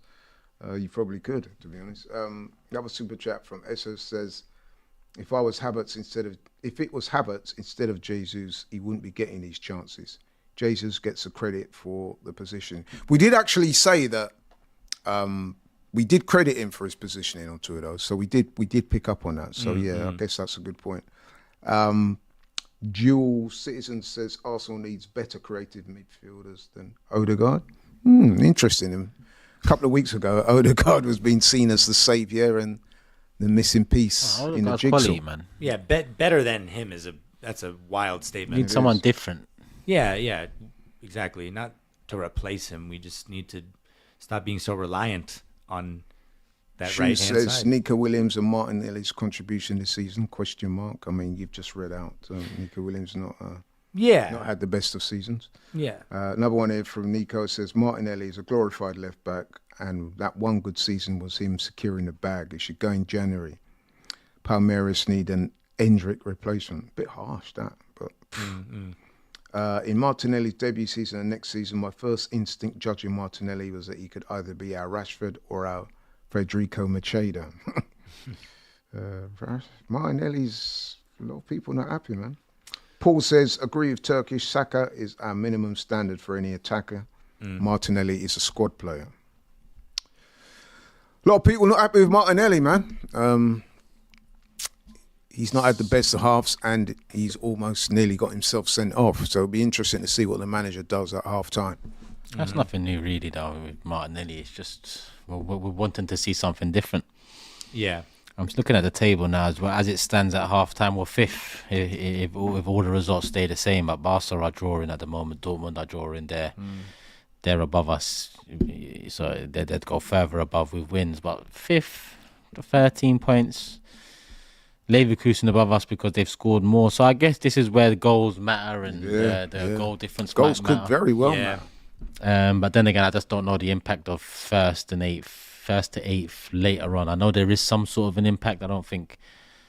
Well, we know that the first will 8 play. teams automatically qualify for that. Yeah, but I mean, I don't think first. I don't think. Maybe the chat can confirm this. I don't think like right now Liverpool, Barcelona are first, second, right? Yeah. If that ends like that, I don't think Liverpool can play Barcelona again until the final. I believe that's how it's set up. But I guess that would make sense. I'm not familiar though with how they're doing the seeding for the knockout stage, but that would make sense. Yeah, if they've yeah. managed to work it like that. But I can't actually. I remember there was some sort of something with the top 8 anyway that meant something seeding wise, and that will probably be the only thing that makes sense if first and second were kept apart. right. That's correct, says Kim. So listen, that's all I need. One correct, and I'm gonna authorize that. There we It's go. official. It's official, man. They're just about to come out for the second half, so I'll just read out a few super chats here. It says forever invincible. There's a lot better than Martinelli, even Andingra. That was for Adingra, he's a player. Yeah, he's a good James player. Gunman says Arsenal should look for Lookman. Another Lookman. Another good player. Lookman from Atalanta, great player. Abiola says we're in the midst of an injury crisis. The whole season, but we're not calling it that because we've only lost 3 games all season. Give Arsenal credit. And JC's is nearly there. Stay positive. I hope you're right. Minamino's coming on. Suj says, I'd like to see Ranieri on for Martinelli and how he works with Lewis Skelly on the left-hand side. Then Havertz on for Jesus. Martinelli staying on. O'Malley says, higher you finish, 1 to 8, your path is to the final is easier. Yeah, Right. makes sense. So it must So be. yeah, definitely. So yeah, more goals would be ideal. Right. Finish. But then again, like I said, the top 8 as it is funny top 8 because you haven't got Real in there, you haven't got City in there. I know you it's haven't got bizarre, man. PS, It's so bizarre. The usual. Yeah, so look, I saw someone leave a comment saying, cheer up a little bit, we've dominated. And to be fair, yes, it's good to see us generating chances. It's good to see us forcing mistakes out of Monaco. I agree with that. But when we get into that conversation of goal difference being very important, like going into this game, we were only ahead of Monaco on goal difference. Now, we're only ahead of Villa on goal difference. So if we want to get as good a seed as possible, finish as high up in this table as we can, those 2 goals that we missed could end up being the difference between 3rd and 4th or 4th and 5th, which is the difference between facing, who knows, Real Madrid or Atalanta, right? Like, you need to take your chances. It's not just about we look good. Absolutely. Goals are crucial. Looks like Minamino. formerly Liverpool. Yeah. He's coming on. He's decent. Monaco. Decent player. Yeah, he is. It is a shame, I think, that Balogun wasn't able to play in this game. I think it would have been cool for him to get a reception from the See how crowd he turns up. and see how he does. Yeah, because, it would have meant a lot for him. I'm sure he would have been desperate for I redemption. think he currently has quite a serious shoulder injury, which has kept him Yeah. out for a few weeks. Yeah. All right, second half is about to begin. Let's go. Another super chat from Jamie. He says, can I ask you guys how many players needed to be top? Like new signings, he means? Yeah, I'm sure that's what he means. It's not just cut and dry like that to be top. Yeah. Well, look, Well done, Space here. Jesus. Nice through. Play in. There's a ball. Oh, it's It's a poor behind him. ball, yeah. Poor ball by Jesus. Jesus, man. And that's a simple pass. It was. It is. He took a little too long again. And again, he did the hard work because he created the space. So that's a foul. Nope, he wasn't giving it. Yep, foul. Giving it. Have you noticed one thing I've noticed, guys? Mm. It's not been a corner for Arsenal in this game so far. Wow, you're right. Well, not one. Not one. Have we not had? Yeah, I think you're right. That's kind of wild. Kivior dangles his leg out, gives away a needless foul. And actually, in the build-up to the game, the Monaco manager said something about being prepared for our set-piece threat. But people always think about how are you going to defend a set-piece. But to be fair to him, if you don't give away corner kicks, that's another way of preparing for Yeah. corner kicks. Prevention is always better than cure. That's it. Right, here, talking of set pieces, Monaco have one here. Little set piece It's a routine. good ball-in header. Oh, my That was days. close. That was very close. We're lucky that's not on frame, man. Raya was rooted. Who's that, the captain? Yeah, Kerrer. From West Ham, man. What is Partey doing? Yeah, he's playing everyone. Arsenal. Partey completely missed the agenda there. Whoa, that's We got away with that. again Yeah, we 5 did. minutes in. That's where you pay for not putting your chances away. The set piece kings nearly got undone by a set piece themselves.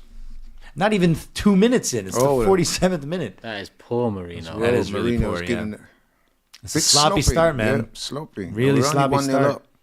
And the last thing you want to give them this early on is the confidence to go on Yeah. and get one. There's something there for them. That Absolutely, because it's within reach. Again, opened up. Rice is such a beast, man. But that all started from Kivior needlessly dangling his leg out. Do you see the way he dangled his leg there? It's like, what are you doing, man? Come Yeah. on, concentrate. Good tackle there by Rice. It's really frustrating with Kivior because he was huge against United. They did very little, to be fair, in the final third. But he did a really good job against Man U. But then against Fulham, he's the one who sort of got caught out Yeah, he did. for that goal. Got caught napping, didn't he? Well, he got dragged out by Jimenez when he first checked in, and then ran in behind him. Good run, but Kivior couldn't keep up with him. He's not the paciest. I like Kivior. Which is interesting because when he come to the club, I was being told that was one of his attributes. Nice, Good pace. There you go. I mean, yeah, he's not slow like we saw in the Sporting game. Yes, Gyökeres sort of drove past him and got a shot off, but more or less kept up with him. Yeah, Monaco's knocking on the door now, man. they're getting confident, man. They're You can confident tell. because we gave them that confidence. Because you have to be so lucky to go into half like that, only down 1-0, and they know that. Lewis Skelly, so calm under pressure, man. Look at that. Nice, man. He's too cold. That's all right.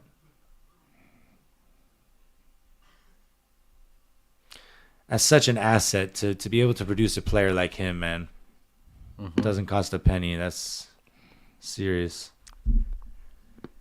All right, it's good. You know, I feel like this is the first time we're really able to control the ball since the half started. Yeah, we need to. I mean, we had the best chance. Well, I say best chance, but we had the chance a couple of minutes ago. Super chat here Since then, from they've Aston Gavenda. He says we should get Sarui from Lille. Do you know anything about him? Sarui from Lille. I'm not I sure. must say I don't. Let me look him up. Sarui. Let's see. Yeah, I'm ashamed to say I'm really not tapped in enough to the French league.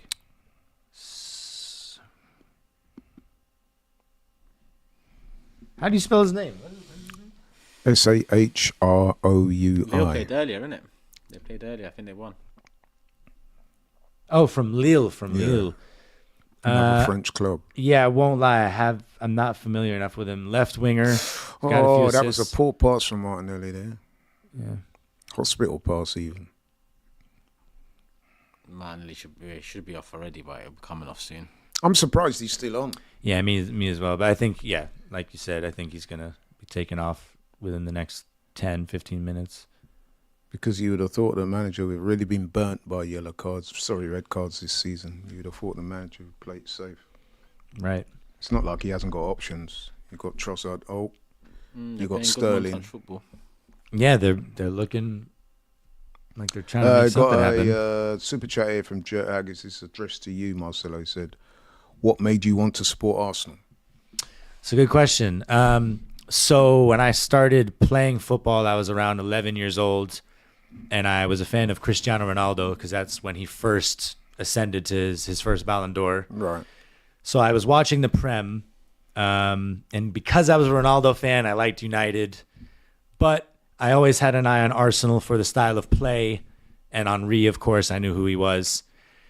So funny enough, Ronaldo leaves United. I realized I'm not actually a United fan, and I see a video of Jack Wilshere scoring a worldie when he was 16 years old. He scored a worldie. Well, Emirates Cup Rangers, I think. No. This was an academy game. Oh, okay. 'Cause it was randomly on YouTube. I remember there was a rap beat on the video. Wilshere scores this worldie. He's the tiniest guy on the pitch, and then it cuts to Wenger in the stands. There's no one else in the stands, and he's just doing that Wenger smirk. So I was like, who's this tiny baller, and who's this mysterious older-looking guy in the stands? I heard of Wenger, but in this context, I became more curious. So yeah, having known Arsenal play beautiful football, and that Wilshere goal is really what sparked it for me. And so it's been a very difficult 15, 16-year relationship, long-term relationship since then. I actually met Wilshere a few months ago. I had to be a slight bit of a beg. I hate to admit it. I went to watch an academy game, and he's, cross for Monaco. Lucky no one's there.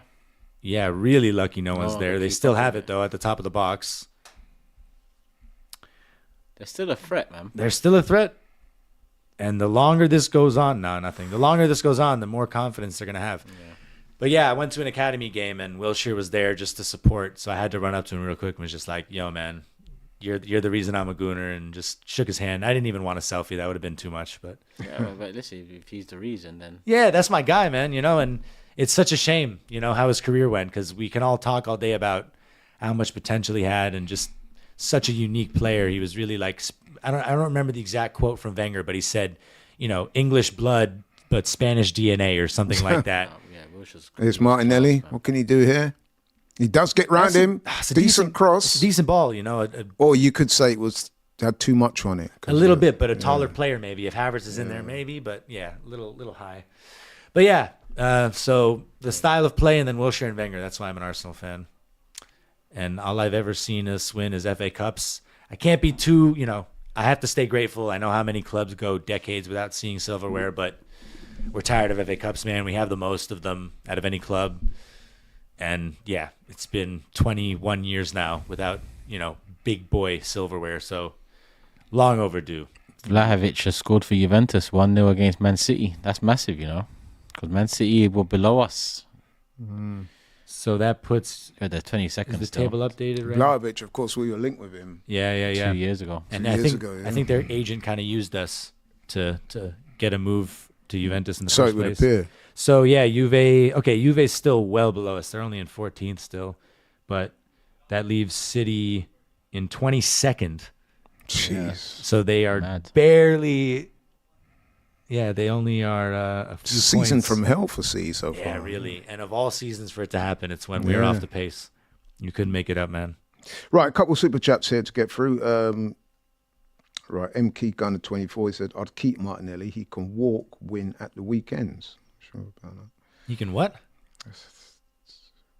He can walk, win at the weekends. I don't know. The dog. He's saying that Martinelli can walk the club dog. That is so disrespectful, bro. That's a crazy violation. Yes. I can't lie. Any win joke I do find kind of funny, but not for my boy Martinelli, man. Come on. Show some respect. Hold on. There's another chance for Monaco, man. This is not good. It's good defending by Kivio there. Creating nothing at the moment. Yeah, we've hardly been in their half. We shouldn't be in this position where we're on the back foot. We just shouldn't be. I think that the coach of Monaco said, "Listen, man, you were under it. You only conceded the one goal. Go for it. Let's get a goal." To be fair, you're right, Laurie. We do have to give their coach credit because he's done something, and he is. No, I'm pretty sure that's what he said. He said, "Listen, man, you should be 4-1 down. You're not 4-0 down. Yeah, the game is there for you guys. Let's go for it." And they have been quite. Raya in the air is just so solid. He's the best in the air, actually, in Europe. Gino says, get Lookman from Atalanta to replace Martinelli, Isak to replace Havertz and win the league. Simple as that. Yeah? I would take Isak in a heartbeat, man. Jazzy Jeff says, Laurie, do we need Eddie? No comment. He still hasn't scored for Palace. Scored one goal. Oh, yeah. That's a poor pass from Raya, man. But not in the Prem yet. Look at this man to my right. That's But that's facts, right? He scored one goal. Has he, though? In the Carabao Oh, in the Cup. Carabao, yeah, but not in the Prem. No. I said nothing. If you could see the look, he just go. Yeah. Knowing Eddie's probably waiting until we play them in a couple of weeks' time. If he gets on the Isn't that pitch. next week? I think it's next week. Yeah, Carabao Cup, yeah. And then we played him in the league shortly after. Yeah, he won't play that game, though. No. I mean... Another super chat here from Passera. He says, if Arsenal don't win a trophy and no top four, Arteta out, question mark. That's not a question. That's not a question. What do you think that's That's a given. done deal? Of course it is. What did he say? If we don't get a trophy or top four? Yeah. Well, yeah, if we don't finish top... No. If you don't finish top four, I'm still... My response to that is, who do you want to replace him with? I'm not even going to debate the sack Arteta thing. I'm asking you, who do you want to bring into the club now to take us to the next level? Because if you're all just shouting... Although to be fair to Passera, I've had this conversation with other Arsenal fans. I think he's just made the point that we should look elsewhere. I don't think it's... calling for his head, yeah. No, what I'm saying is I don't think Nice the immediate turn, Marino. riposte should be, well, tell us who, because there's always people out there. I mean, when Arteta got the job, Yeah. he was only number 2 to Pep. Right? He does get the That's crossing. a great ball. That's a great ball, man. Martinelli did really well there, actually. Good defending. Let's see who's taking the chance there, though. Like, why is no one crashing that? I think there's a bit of encouragement for Martinelli down that left side. Yeah, He's got he past got his space. defender twice, quite easily there as well. Let's Look. see where Jesus and Saka's runs are. Yeah, someone should have been there. Yeah, let's see where Jesus is. I think the Nice cross was from good, Marino right? as well. Jesus still at the top. Stood of the him box. up there, look. Okay, and Jesus was kind of Lingering. Do you think the lingering cross a bit, but both center backs there. was I don't know. adequate? It's our Rice, first corner of the okay. game. Oh, the camera angle. Oh, first corner. First corner, and of course now we got our boy, the GOAT, the winner of the Corner Dior.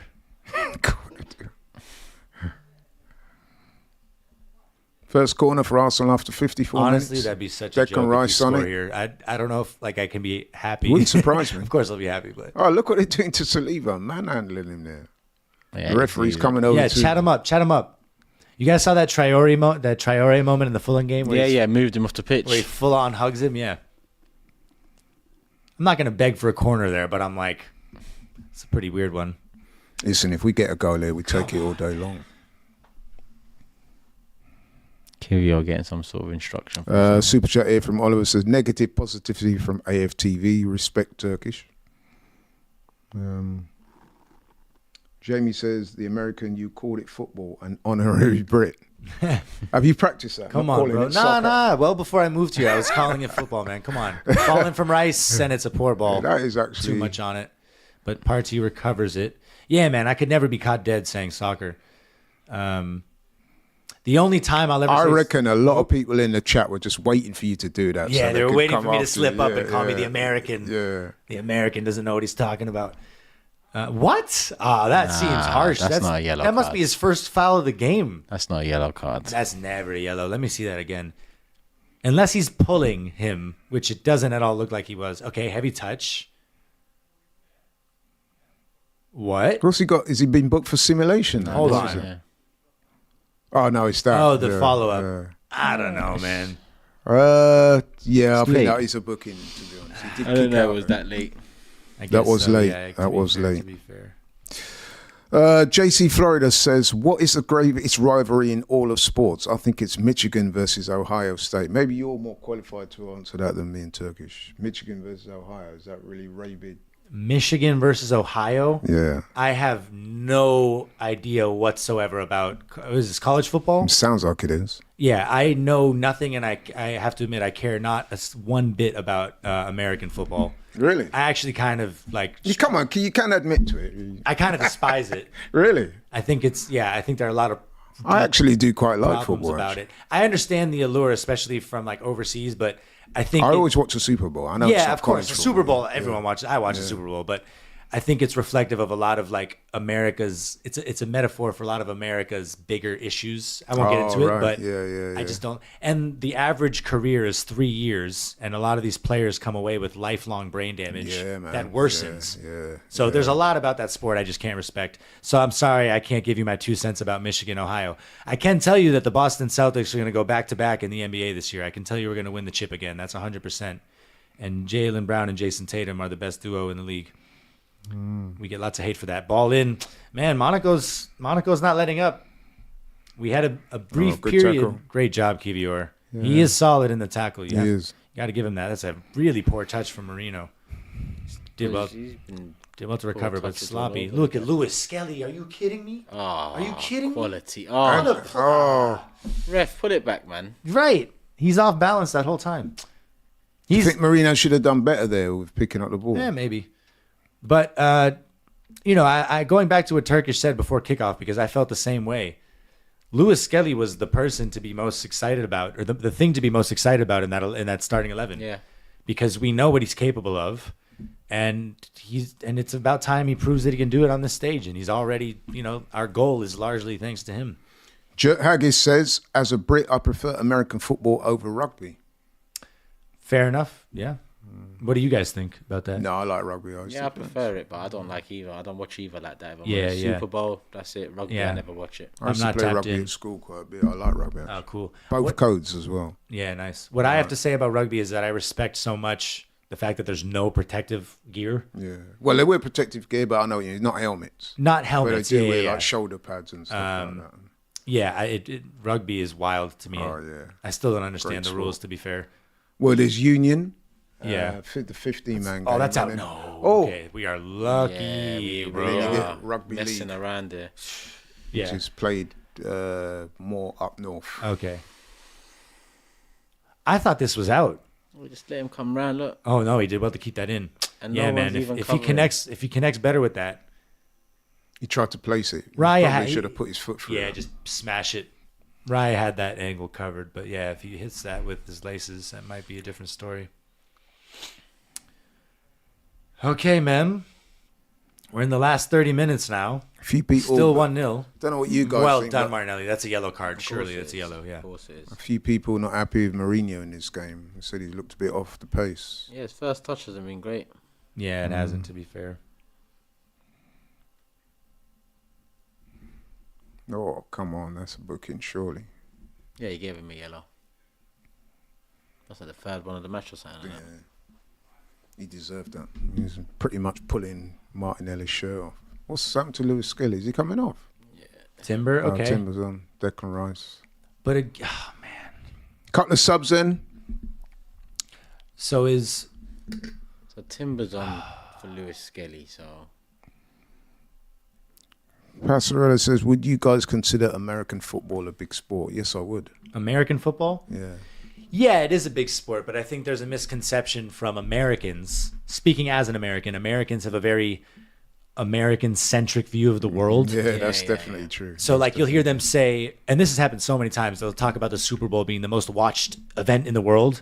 And it's like, bro, it doesn't even come close to the Champions League final, the World Cup final, even the World Cup semifinals probably. Yeah, I go to America quite a lot, and I've got relatives out there, and I have frustrating conversations with them sometimes because... Yeah, that's another poor giveaway.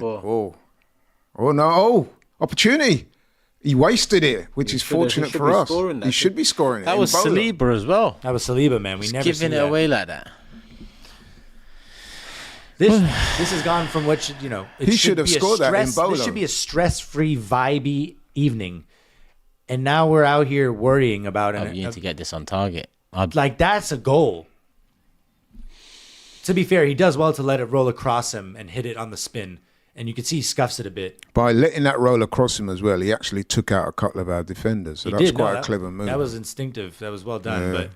Yeah, maybe should get it on target, but well done. Oh, absolutely should have got that on target. Yeah. And if he did, it might well have been 1-1. Okay, so Timber at left back. Now, I understand taking Lewis Skelly out because he's 18, and we still have to be careful because, Nwaneri was cramping the first couple games he played, Carabao Cup. I don't think he's warranted in taking Lewis Skelly off. Yeah, I'm a bit surprised at that. It's only Lewis 60 Skelly was minutes. having a good game. I think. Came Why back risk from Timber injury. now? He came back from injury like a few weeks ago. Yeah, but why risk it's only Timber? 18. But my question is, why, when we still need another goal and Timber is much less effective from left back, why are we not replacing Partey with Timber? Oh, that's a nice good flick header. here to Trossard. Can he shoot? Oh, nice. Oh, lucky. See, that's where Odegaard's gonna That's score. unlucky. The cutback. Damn. He should be scoring anyway, Should man. score. Straight He down puts the it right keeper's at the neck. neck. Offside. Offside. He was But offside. again, bring Tierney on. He ain't gonna do that. Tierney's just there for I know, it's just so for frustrating. image. He's offside. Yeah, that's a good call. That's a good spot. But again, like whenever we have a right-footed player at left back, man, it's just not the same. I'd rather have kept Lewis Skelly on, but again, I do think that it is about managing his load. And I think when we talk about the guy that got me into Arsenal, Wilshere, his career was ruined because he wasn't managed closely enough. He also admitted that he didn't take himself seriously enough. He wasn't a professional in the rehab, but end of the day, I just wish Timber goes to right back, take Partey out, or move Partey into midfield, and bring Tierney on, man. I think Couple of super Yeah, chats. yeah. James Hunter says time for subs. Well, we've seen the subs. Actually, I'll just shut up a minute because Monaco are on the attack. Good defending there by Timber. Another one here by Dale Mail. He says 2 seasons ago we played fast, fluid football. Arteta has us trying to play this Man City junior, slow, methodical play with no striker or no goal scorer. What do you guys think to that?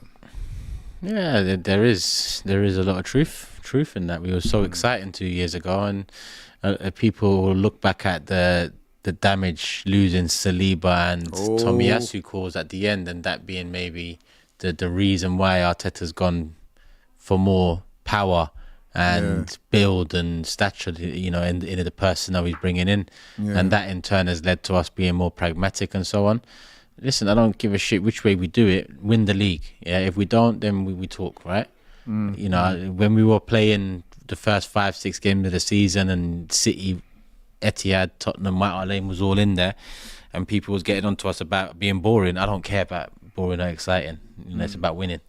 It's about getting our name back on the biggest trophy, and hopefully the one we've never got. And since then, the results haven't kept up with the narrative that we're going to do that this season and get the Premier League. So yeah, it is what it is. The cameras just picked up a moment there where Kivior defending from Miramino. He looked like he was about to grab his shoulder, and they thought better of it. But if Miramino goes down from that, then that's probably a penalty. all day. That's one of those moments where it's like you never want to encourage diving, but that's one of those strategic moments where that would have been given. Jet Haggis, another super chat is, thanks very much. He says, American football started 6 years after English League's conception. I respect American football, but I would love old school 1930 style to come back. Wait, is he referring to? He means the NFL? He's saying American football, as in the NFL, was started 6 years after what? The English League's conception, the beginning of the English Leagues. I respect American football, but I would love old school 1930 style to come back. Arsenal seem to be ready in another sub there. Who was that? Havertz for I think Jesus. he's had enough of Jesus then. Yeah, man, I would agree with that as well. Jesus not really figured much in the second half. He had his opportunities in the first half. He didn't take them. Yep. So listen, man. Yeah. You've got to make the changes. And we said in the first half, or Turkish said, Havertz probably puts that first Jesus chance away. I mean, it's more or less the same Nice. as from Odegaard there. Opened up the play. Come on, Saka, take him. Saka on the wing, inside. Poor though, Intercepted. poor. Yeah, that's a poor ball. He's been ghost this game as well. Like, we just ain't been good overall, man. Can't forget the goal, but, Yeah. But that's it, really, yeah. To be fair, no, in general, we haven't done enough. It's mad because we've had all those chances in the first half. Yep. I would be so at ease right now if we put 2 of those away, We wouldn't even be on edge about an equalizer. But here we are. It feels like Arsenal of old as well. I mean, not even that old, but, generally under Arteta, we're scoring. We scored the most goals we've ever scored in a season last season. But here we are, defending a 1-0 lead. 68 minutes gone. Arsenal 1-0 up. Should obviously be a lot more, but we're not. That's the cold reality. That's a great ball. Timber, well done. Get a touch. Nice. Nicely done, Trossard. Nice. Oh, inside straight away, man. Well done. Played. Oh, wow. What was that? Oh, Jorginho. Nicely done, Jorginho. Where's Saka? Coming counter-attack. That's a good ball, but well won. Nice. There you Okay, go. that's Good beautiful. ball, Partey. Oh, we Play. He was on first. Yeah, that's all right. we got the all right. overlap there. Come on, get Odegaard. Play Odegaard in. The pass from Trossard was a Come on, little man, bit. be clinical in these moments, Arsenal, man. We are struggling with that a little bit, the final ball today. Oh, it's nice from Partey. It was. You know, I think if Saka plays that quickly, Jesus is in. Yeah, he is in. He just To be thinks he fair. just thinks that he's offside. And that would have been a That's great... why he played in Yeah. Trossard. That would have been a great last moment before he comes off because, nice flick. You can assume Havertz is going to replace Jesus, which is unfortunate, man, because he should have a goal to his name. Should have two. Oh, Trossard. Yeah, he should have two. Nah, that's never going to threaten. 18 to go. Okay, they got space here, though. Saliba, well done. Played. Nope. Oh, okay. Yeah, we'll take that all day. Couple more super chats. One from Jamie. This season is the biggest for Arteta. Hard season.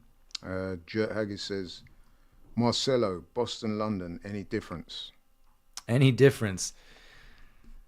Yeah. I mean, obviously London is just much bigger, both population-wise and opportunities, things going on. I think that's really the biggest thing. Obviously, I mean, London with New York, I think, is the biggest metropolitan city on earth. So it's really hard to compare. I think the one thing I will say is, it took me time here to realize how much Boston, coming from Boston, specifically Somerville, shout out Somerville, but it's like 10 minutes from Boston. Boston is a major sports city. We're a lot of people know us as championship city. Yeah. We win a lot of things across our various teams. Yeah, that's true. So I don't think I realized until I had fully acclimated myself in London how much that transferred over, just how present sports are here and how passionate we as Bostonians are about sports. But yeah, I mean, London's just so much bigger. Judging by your name, is this an Italian connection there? Nah, so my mother's from Cuba, so Okay, representa right. mi cubanos. Oh, wow. Yeah, so my mother's from Cuba, so it's a Brazilian name actually. Marcello's Italian, but Okay. Marcelo's a Brazilian name. So all my friends growing up, because I'm a big footballer as well. Like I love playing football. Okay. So a lot of my friends growing up thought I was Brazilian, because I also had the long curly hair, believe it or not, most of my Wow. life. So I was like Marcelo on Real Madrid. Yeah, all the Arsenal on the attack here. And Come we on got, now, 2v1, 2v1. Come on, bro. It's got to be. Pass it. Oh, that's poor, man. Nah, bro. That is These poor. I can't believe some of these players, he's gone for man. goal and he's wasted it. That was so shocking. Trossard, man. Come on. I think you should be playing that way earlier. I understand trying to drag the defender out of position, but Bro. well, let's see. Early or late, get the fucking pass right. Right It here, doesn't- man. It's like- just 1, 2. Yeah, that's My too late. God. He Who was waited that? so Odegaard? Yeah, that was no. Odegaard open in the middle. And then the shot. It's a decent hit, but we shouldn't be relying on those. I don't know if it was that decent. It was Yeah, well well, over I the mean, bar. It yeah. didn't trouble the keeper. It didn't at all. Yeah. This is what I mean about Got to say, man, that was poor from These men are not Trossard. I mean, he staking a had claim. plenty of opportunities to play Odegaard in for what, well, we say it would have been a certain goal, but judging by today's finishing, I'm not so sure. But anyway, that would have been a Ole. golden opportunity to extend the lead, and we didn't take it. Absolutely. Story of this game, really, isn't it? To be Yep. honest. Oh, that's a poor lazy, pass there. That's man. a hospital pass Sloppy. there. So many sloppy moments. I'm really worried that we're going to do something really silly up. Juventus are 2 up. That's a foul. No, that's not a foul. Okay. We'll take it. Nice turn, Odegaard. Keep it Odegaard's- moving, man. Keep it moving. We're seeing a lot of Yes. the ball. We should be scoring more goals. What could we fashion here? That's a good ball. Oh, They've really cleaned up Monaco. You have to give them credit because we haven't had great chances this half. yeah. Nothing like the first half, at least. That's for sure.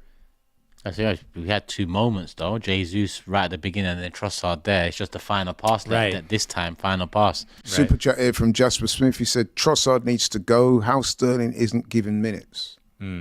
Well, a point I've made a number of times. I don't see why Sterling couldn't get an opportunity in this game. I mean, come on. So looking at second half stats, y'all. 1 shot for Arsenal. 40% possession. Monaco has 5 shots. So it's been a completely different half. And fair play to them, but it also just it's frustrating. Well, it highlights for us, what we man. were saying about when you're on top, you need to score goals. You got to kill them. You got to kill them while they're down. You know, take advantage. That's what elite teams do. And at times we just don't have that killer instinct. Because I'm thinking if this was Liverpool tonight up against these guys, they probably would have been 3 or 4 up by now. Yeah. Just saying. No, it's true. Another super chat here from Joseph. He says Slot will win Premier League before Arteta. In the words of Claude, time to go. Now, No. some of these super chats here. Is that Partey? No, Timber. Timber Odegaard, he's never going to shoot on his right, man. to Saka. We've got men in the box. We've got 4 men in the box. Come on, get the ball in. That's good. Nice. Oh, Who went for that? Marino. Sorry, you were saying something about the super chats, or can we respond to that first Slot comment? yeah, Slot will win the Premier League before Arteta. In the words of Claude. Yeah, of course. Rest in Claude. peace. Rest in peace. Right, so what I would say about that super chat is that is reflective of quite a few of the comments I've come across recently. I'm not trying to stir up anything. I'm just telling you as it is.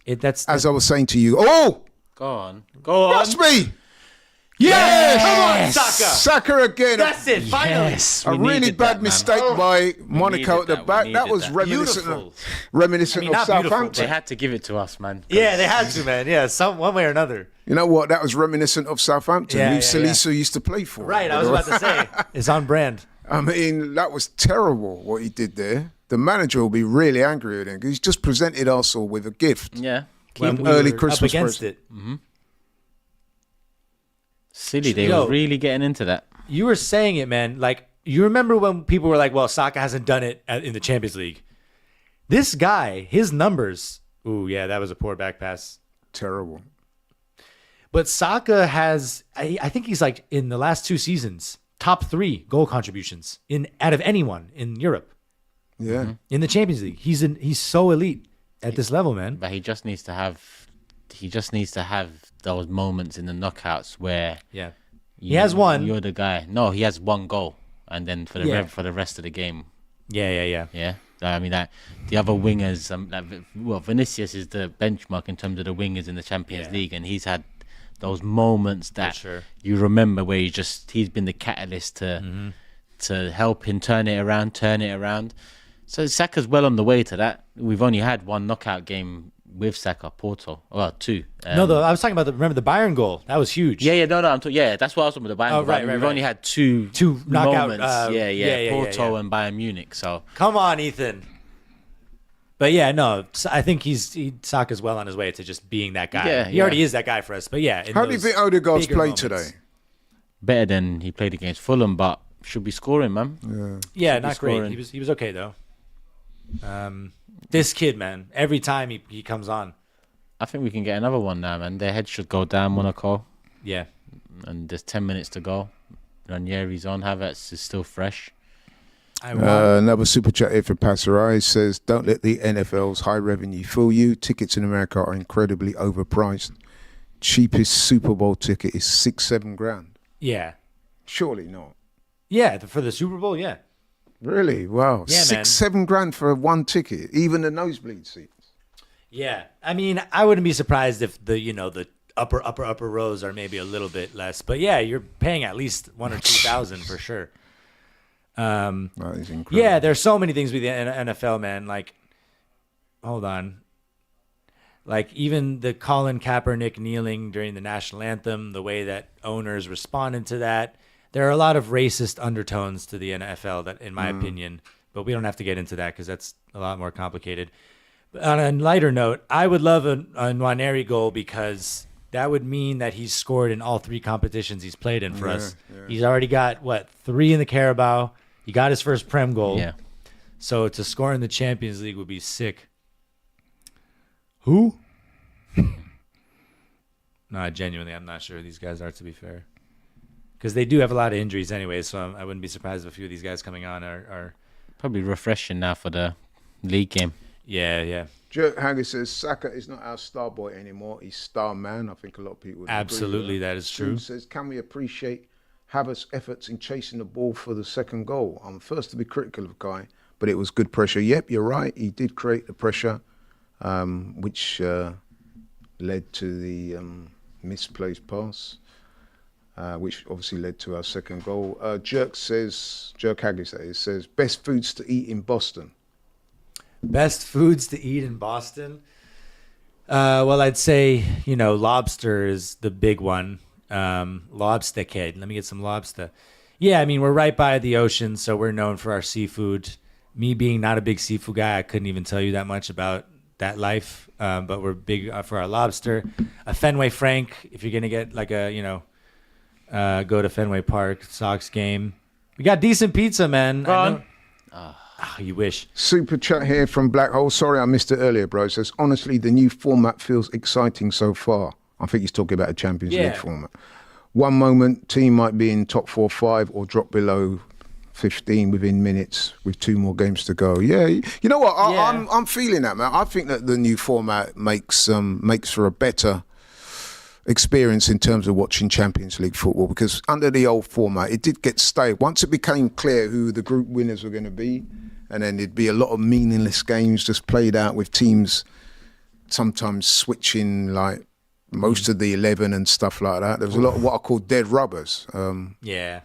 This format, you're less likely to see that. I know that the format has primarily changed to extract more money out of the punters.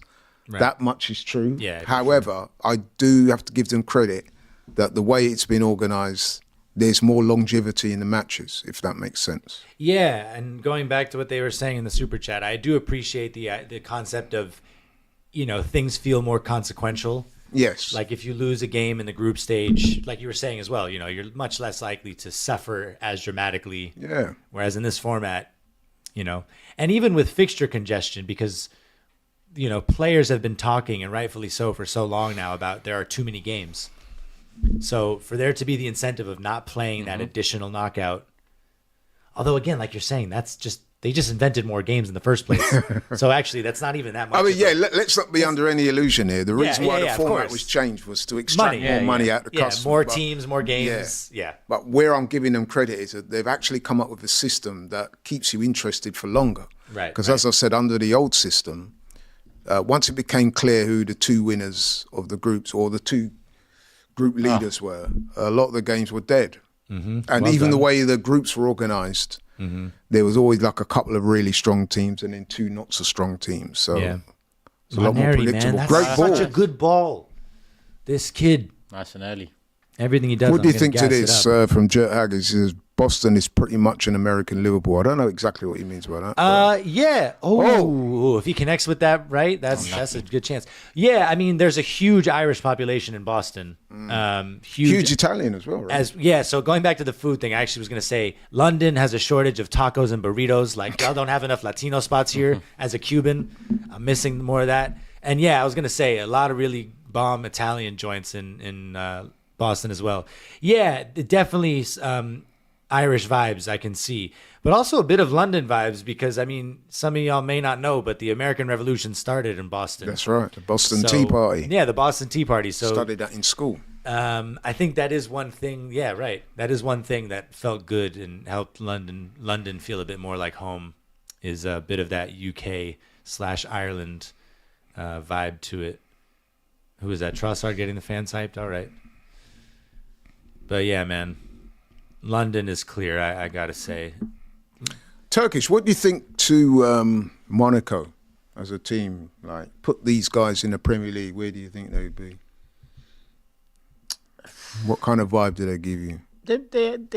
Well, first half, we had a hell of a lot of chances. I know they are depleted.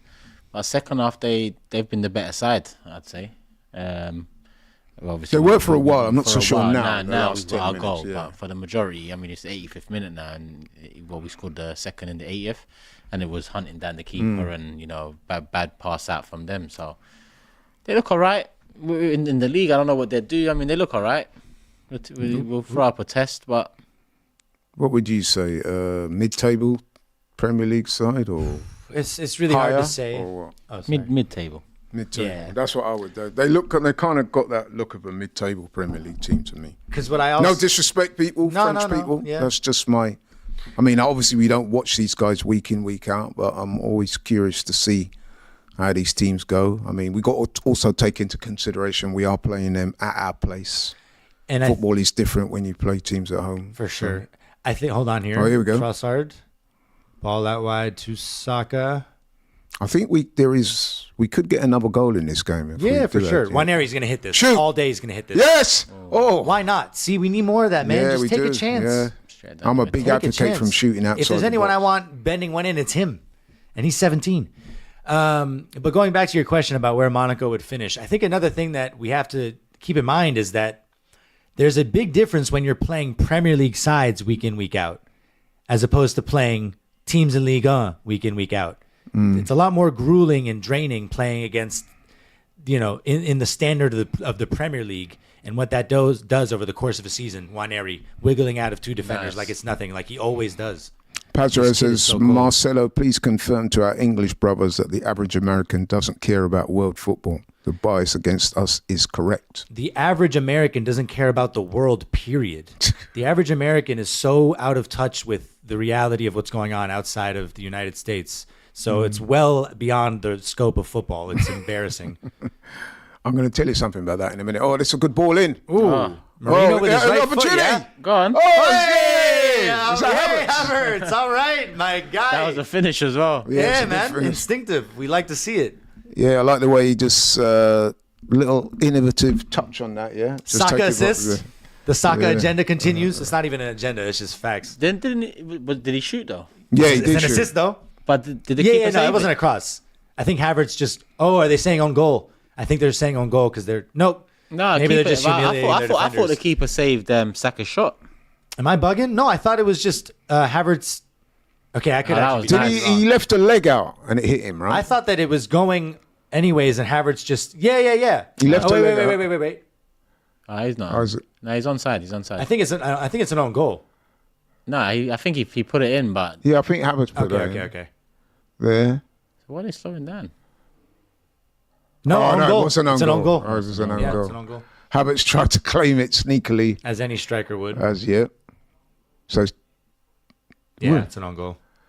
But he does get the first touch, so that he looked like he might have been off.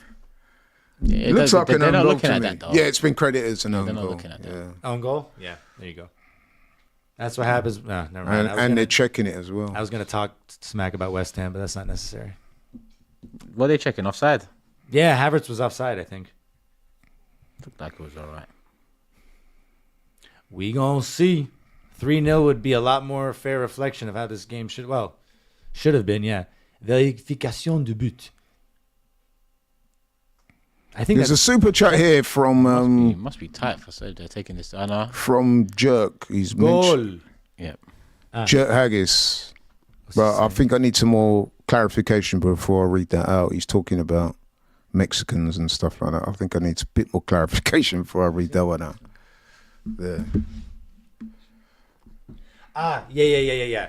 He's saying, like, because I was talking about how we don't have enough taco or burrito joints, like Latino joints in the UK. Oh, okay. So he's saying, like, he wished there was a bigger population here, Yeah. so that there would be more of those types of delicacies, food Okay. options. Yeah. I hope you understand that I do need to be Of course. cognizant before I read these out. Basically, he said, I wish we had more Mexican immigrants in the UK. But Yeah, and that's valid.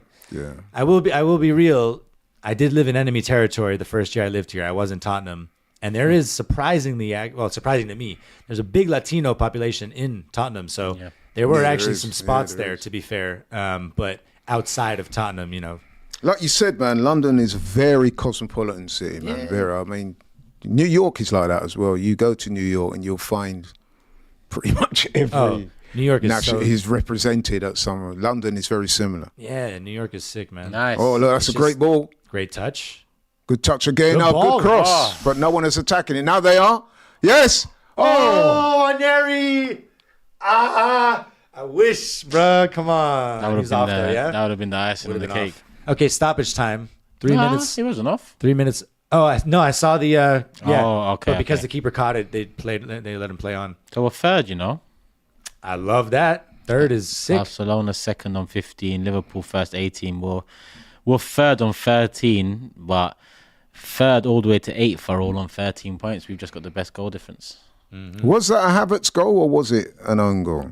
Because some people are It'll take a saying little while for them to officially do it, but I'd say it's Havertz's goal.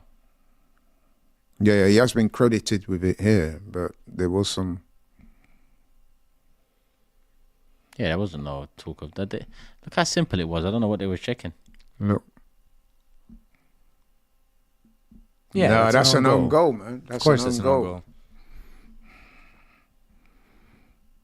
goal. Bukayo Saka, man. Yeah, 3-0 is a fitting scoreline. So Saka, well, on FOTMob, Football Mobile, it's saying that he has 2 goals and an assist, but if it's an own goal, though, the assist won't count. No. So 2 goals, though. Yeah, 2 goals, obviously. It's still nice. So now we're looking at... Oh, were those his first goals in the Champions League this season? This season, nah. No, right? Wait. Oh, no, yeah, he had one actually- against PSG, Yep. and he had another one. I thought he did in the Champions League at least. PSG. We hadn't scored many goals early on, though. And I think no, that's it. In the oh yeah, of course, Sporting. Yeah. So he has 4 now, 4 and 5 or 4 and 6. That's a great turnaround, man. 1 minute to go, people. 2-0. I mean, sorry, 3-0 Arsenal. In the end, scoreline we deserve Yeah. for sure. Yeah. First half, it should have been 3-0. Right. Flipping no, it should have been 5-0 first half. The chances you missed, but yeah, in the end, they got back into it second half, and we had to. To be honest, Havertz done well since coming on. Yes. Down the keeper for that second part of the third, Yeah. and this will peter out now 3-0, man. Very nice win. Another clean sheet. Dynamo Zagreb next. I mean, we're third. Like I said, it's still very tight. So I think one more win should put us through top 8. Yeah. I'd say one more win. For sure. Looking at it, 9th, Dortmund on 12 points. Bayern are in 10th on 12 points. Atletico also on 12. And AC Milan, stretches. But 3 points separates third place Arsenal from 19th place Bruges. That's it. Arsenal run out 3-0 winners. I don't think that scoreline flatters us at all. In fact, it should have been more than 3 because in the first half, Arsenal was so profligate. It was unbelievable. But the win is a win, as they say. And to score 3 goals without any in return is always a good night. So I'd say that this was a good night, especially after the disappointing performance against Fulham. So it's nice to bounce back with a win. The players are smiling. The manager looks happy. I'm sure the fans will go away happy. Let's start with our special guest tonight. Marcelo, give us your thoughts on the game. You know, at the end of the day, we got the job done. It was a frustrating evening for large parts of it. Should have put the game to bed, like we said, in the first half. But there is the positive in that we created chances. We forced mistakes out of Monaco. And it puts us in a very favorable position in the table. So at the end of the day, can't really complain. Big 3 points. Yeah, just before I bring you in, Turkish, got a couple of super chats I need to address. Jehagi says, I'm a hypocrite. If I hate Americans because most of us was raised on American TV or content, I'm a Chicago Bears fan and America's welcome me in the community. There you go. There you go. Jasper says, would that not be a hat-trick because it was an own goal? It was on goal. A hat-trick? He's talking about Saka, isn't Saka's- he? Yeah. Because it was a shot in it, but I just waited. So, but on the screen, it just said Havertz. Yeah, I think they've given So they Havertz gave a it, goal. so that means Saka got his assist. Yeah. So we love that. Yeah. So either way, he's Yeah. involved. I think they have credited Havertz, although to me it did look like an own goal. Yeah, but absolutely. And Jerk again, thank you so much, Jerk Aggies, for your super chats this evening. Really appreciate that. He said, Turkish and Toves is relationship goals. Would you like to expand on that? I don't know. Don't know what kind of fruity super chat that is. What did he say? Turkish and what? Turkish and Toves is relationship goals. Maybe he knows something that we don't. I mean, What do you think he knows? I'm asking you, bro. What do you think he knows? Tell me what you think. I don't know what it means. That's why I'm asking you to comment. Well, we spent way too much time, man. 199 super chat. You're coming to ask me questions from Jerk Haggis, man. But Turkish, listen, man. You're a man. Whenever you speak, I listen. Give us your assessment of that Arsenal performance today. 3-0. What was your thoughts? That's it. Did what we needed to do. 3-0. Clean sheet. Players got goals. Well, I say in the first half we could have done with Jesus getting one of them and Odegaard picking one up. Do you think Jesus will be thinking, "Damn, I missed out"? Yeah, because Havertz has come on and had an impact at the very least, whether that last one's given to him or not. You know, he's come on in the brief time. What are we time. going to do with Jesus, man? I mean, this is. What do you mean? What we're going to do? We're going to let him go, sell him. Yeah, to who though? Because I mean, this man's on big wages. Whoever wants him, man. It's not going to be easy to. Whoever wants him. So you think it's offload time, right? Yeah. Obviously, it's still, we're in December, isn't it? But we're talking May. It's not that far away, the window. And we should just talk about man of the match. It's got to be Saka, right? Yeah, it's got to be Saka, but Lewis Skelly as well. He gets an honourable mention. He played well, man. Yeah. Honourable mention. Yeah. Man of the match for you, Marcelo? Same exact answer. You know, if I was trying to make a point, I'd pick Lewis Skelly, but he only played, 60-odd minutes. Saka takes it, but as we're speaking, they're interviewing Lewis Skelly and Saka together right now, so it's really great to see Lewis Skelly getting some screen time on the big stage. He does look pleased with himself, as well he might. As he should. His Champions League debut, or his full debut, I should say. Yeah. And it looks like he's explaining the pass before the goal. I don't know, but Lewis Skelly's got a huge future, man. Like him and Nwaneri both, I think, have a long-term future at Arsenal. Definitely. Really big fan of both of them. Definitely. And where did you say he was in the table at the time of speaking? Third. Yeah. Third? Yeah. In the Champions League table? Mm-hmm. Oh, right. So third in the Premier League, third in the Champions League. Not bad, eh? Not good either, is it? Well, not first. In the Champions League is good, but in the Premier League, absolutely not. Listen, number one is the best thing to be anywhere. Yeah. Yeah. Third, absolutely. Third is still behind two teams, two people, whatever. But I think, as Marcelo says, being third in the Champions League, we'll all take that. Could be worse, could be better. Because as long as you're in that top 8, yeah, for now, you get the automatic qualifications. So, okay, guys, thank you very much. I just want to finish off by saying I thought that was a good performance by Arsenal. 3-0 winners. I think we were deserving of that because in the first half we should have been out of sight. So I'm pleased with performance. As I said before, it's always really nice to score 3 goals without conceding. So yeah, it's a good night, and like Turkish says, we've moved up the table. So yeah, it's been a very good night. Just exactly what we needed, coming off what was a very disappointing performance at the weekend. So well done to the team. Well done to you guys. Marcelo, for coming on. Yes, thank you for having me. Appreciate that, man. Appreciate it a lot. Hopefully you'll come back on again. We've just seen Saka's officially been named man of the match. Beautiful. Big up to Turkish as always, man, for his insightful and informative opinions and thoughts. And thanks, of course, to all the people watching today, all the people who sent in super chats, all the people who continue to support AFTV as a channel. We really appreciate it. Lots more content coming from this. We'll be doing fan cams immediately after this game. There will be fan cams from the ground as well. Robbie and Cess will be doing that. Keep it locked and loaded on AFTV. We are out. See you very soon.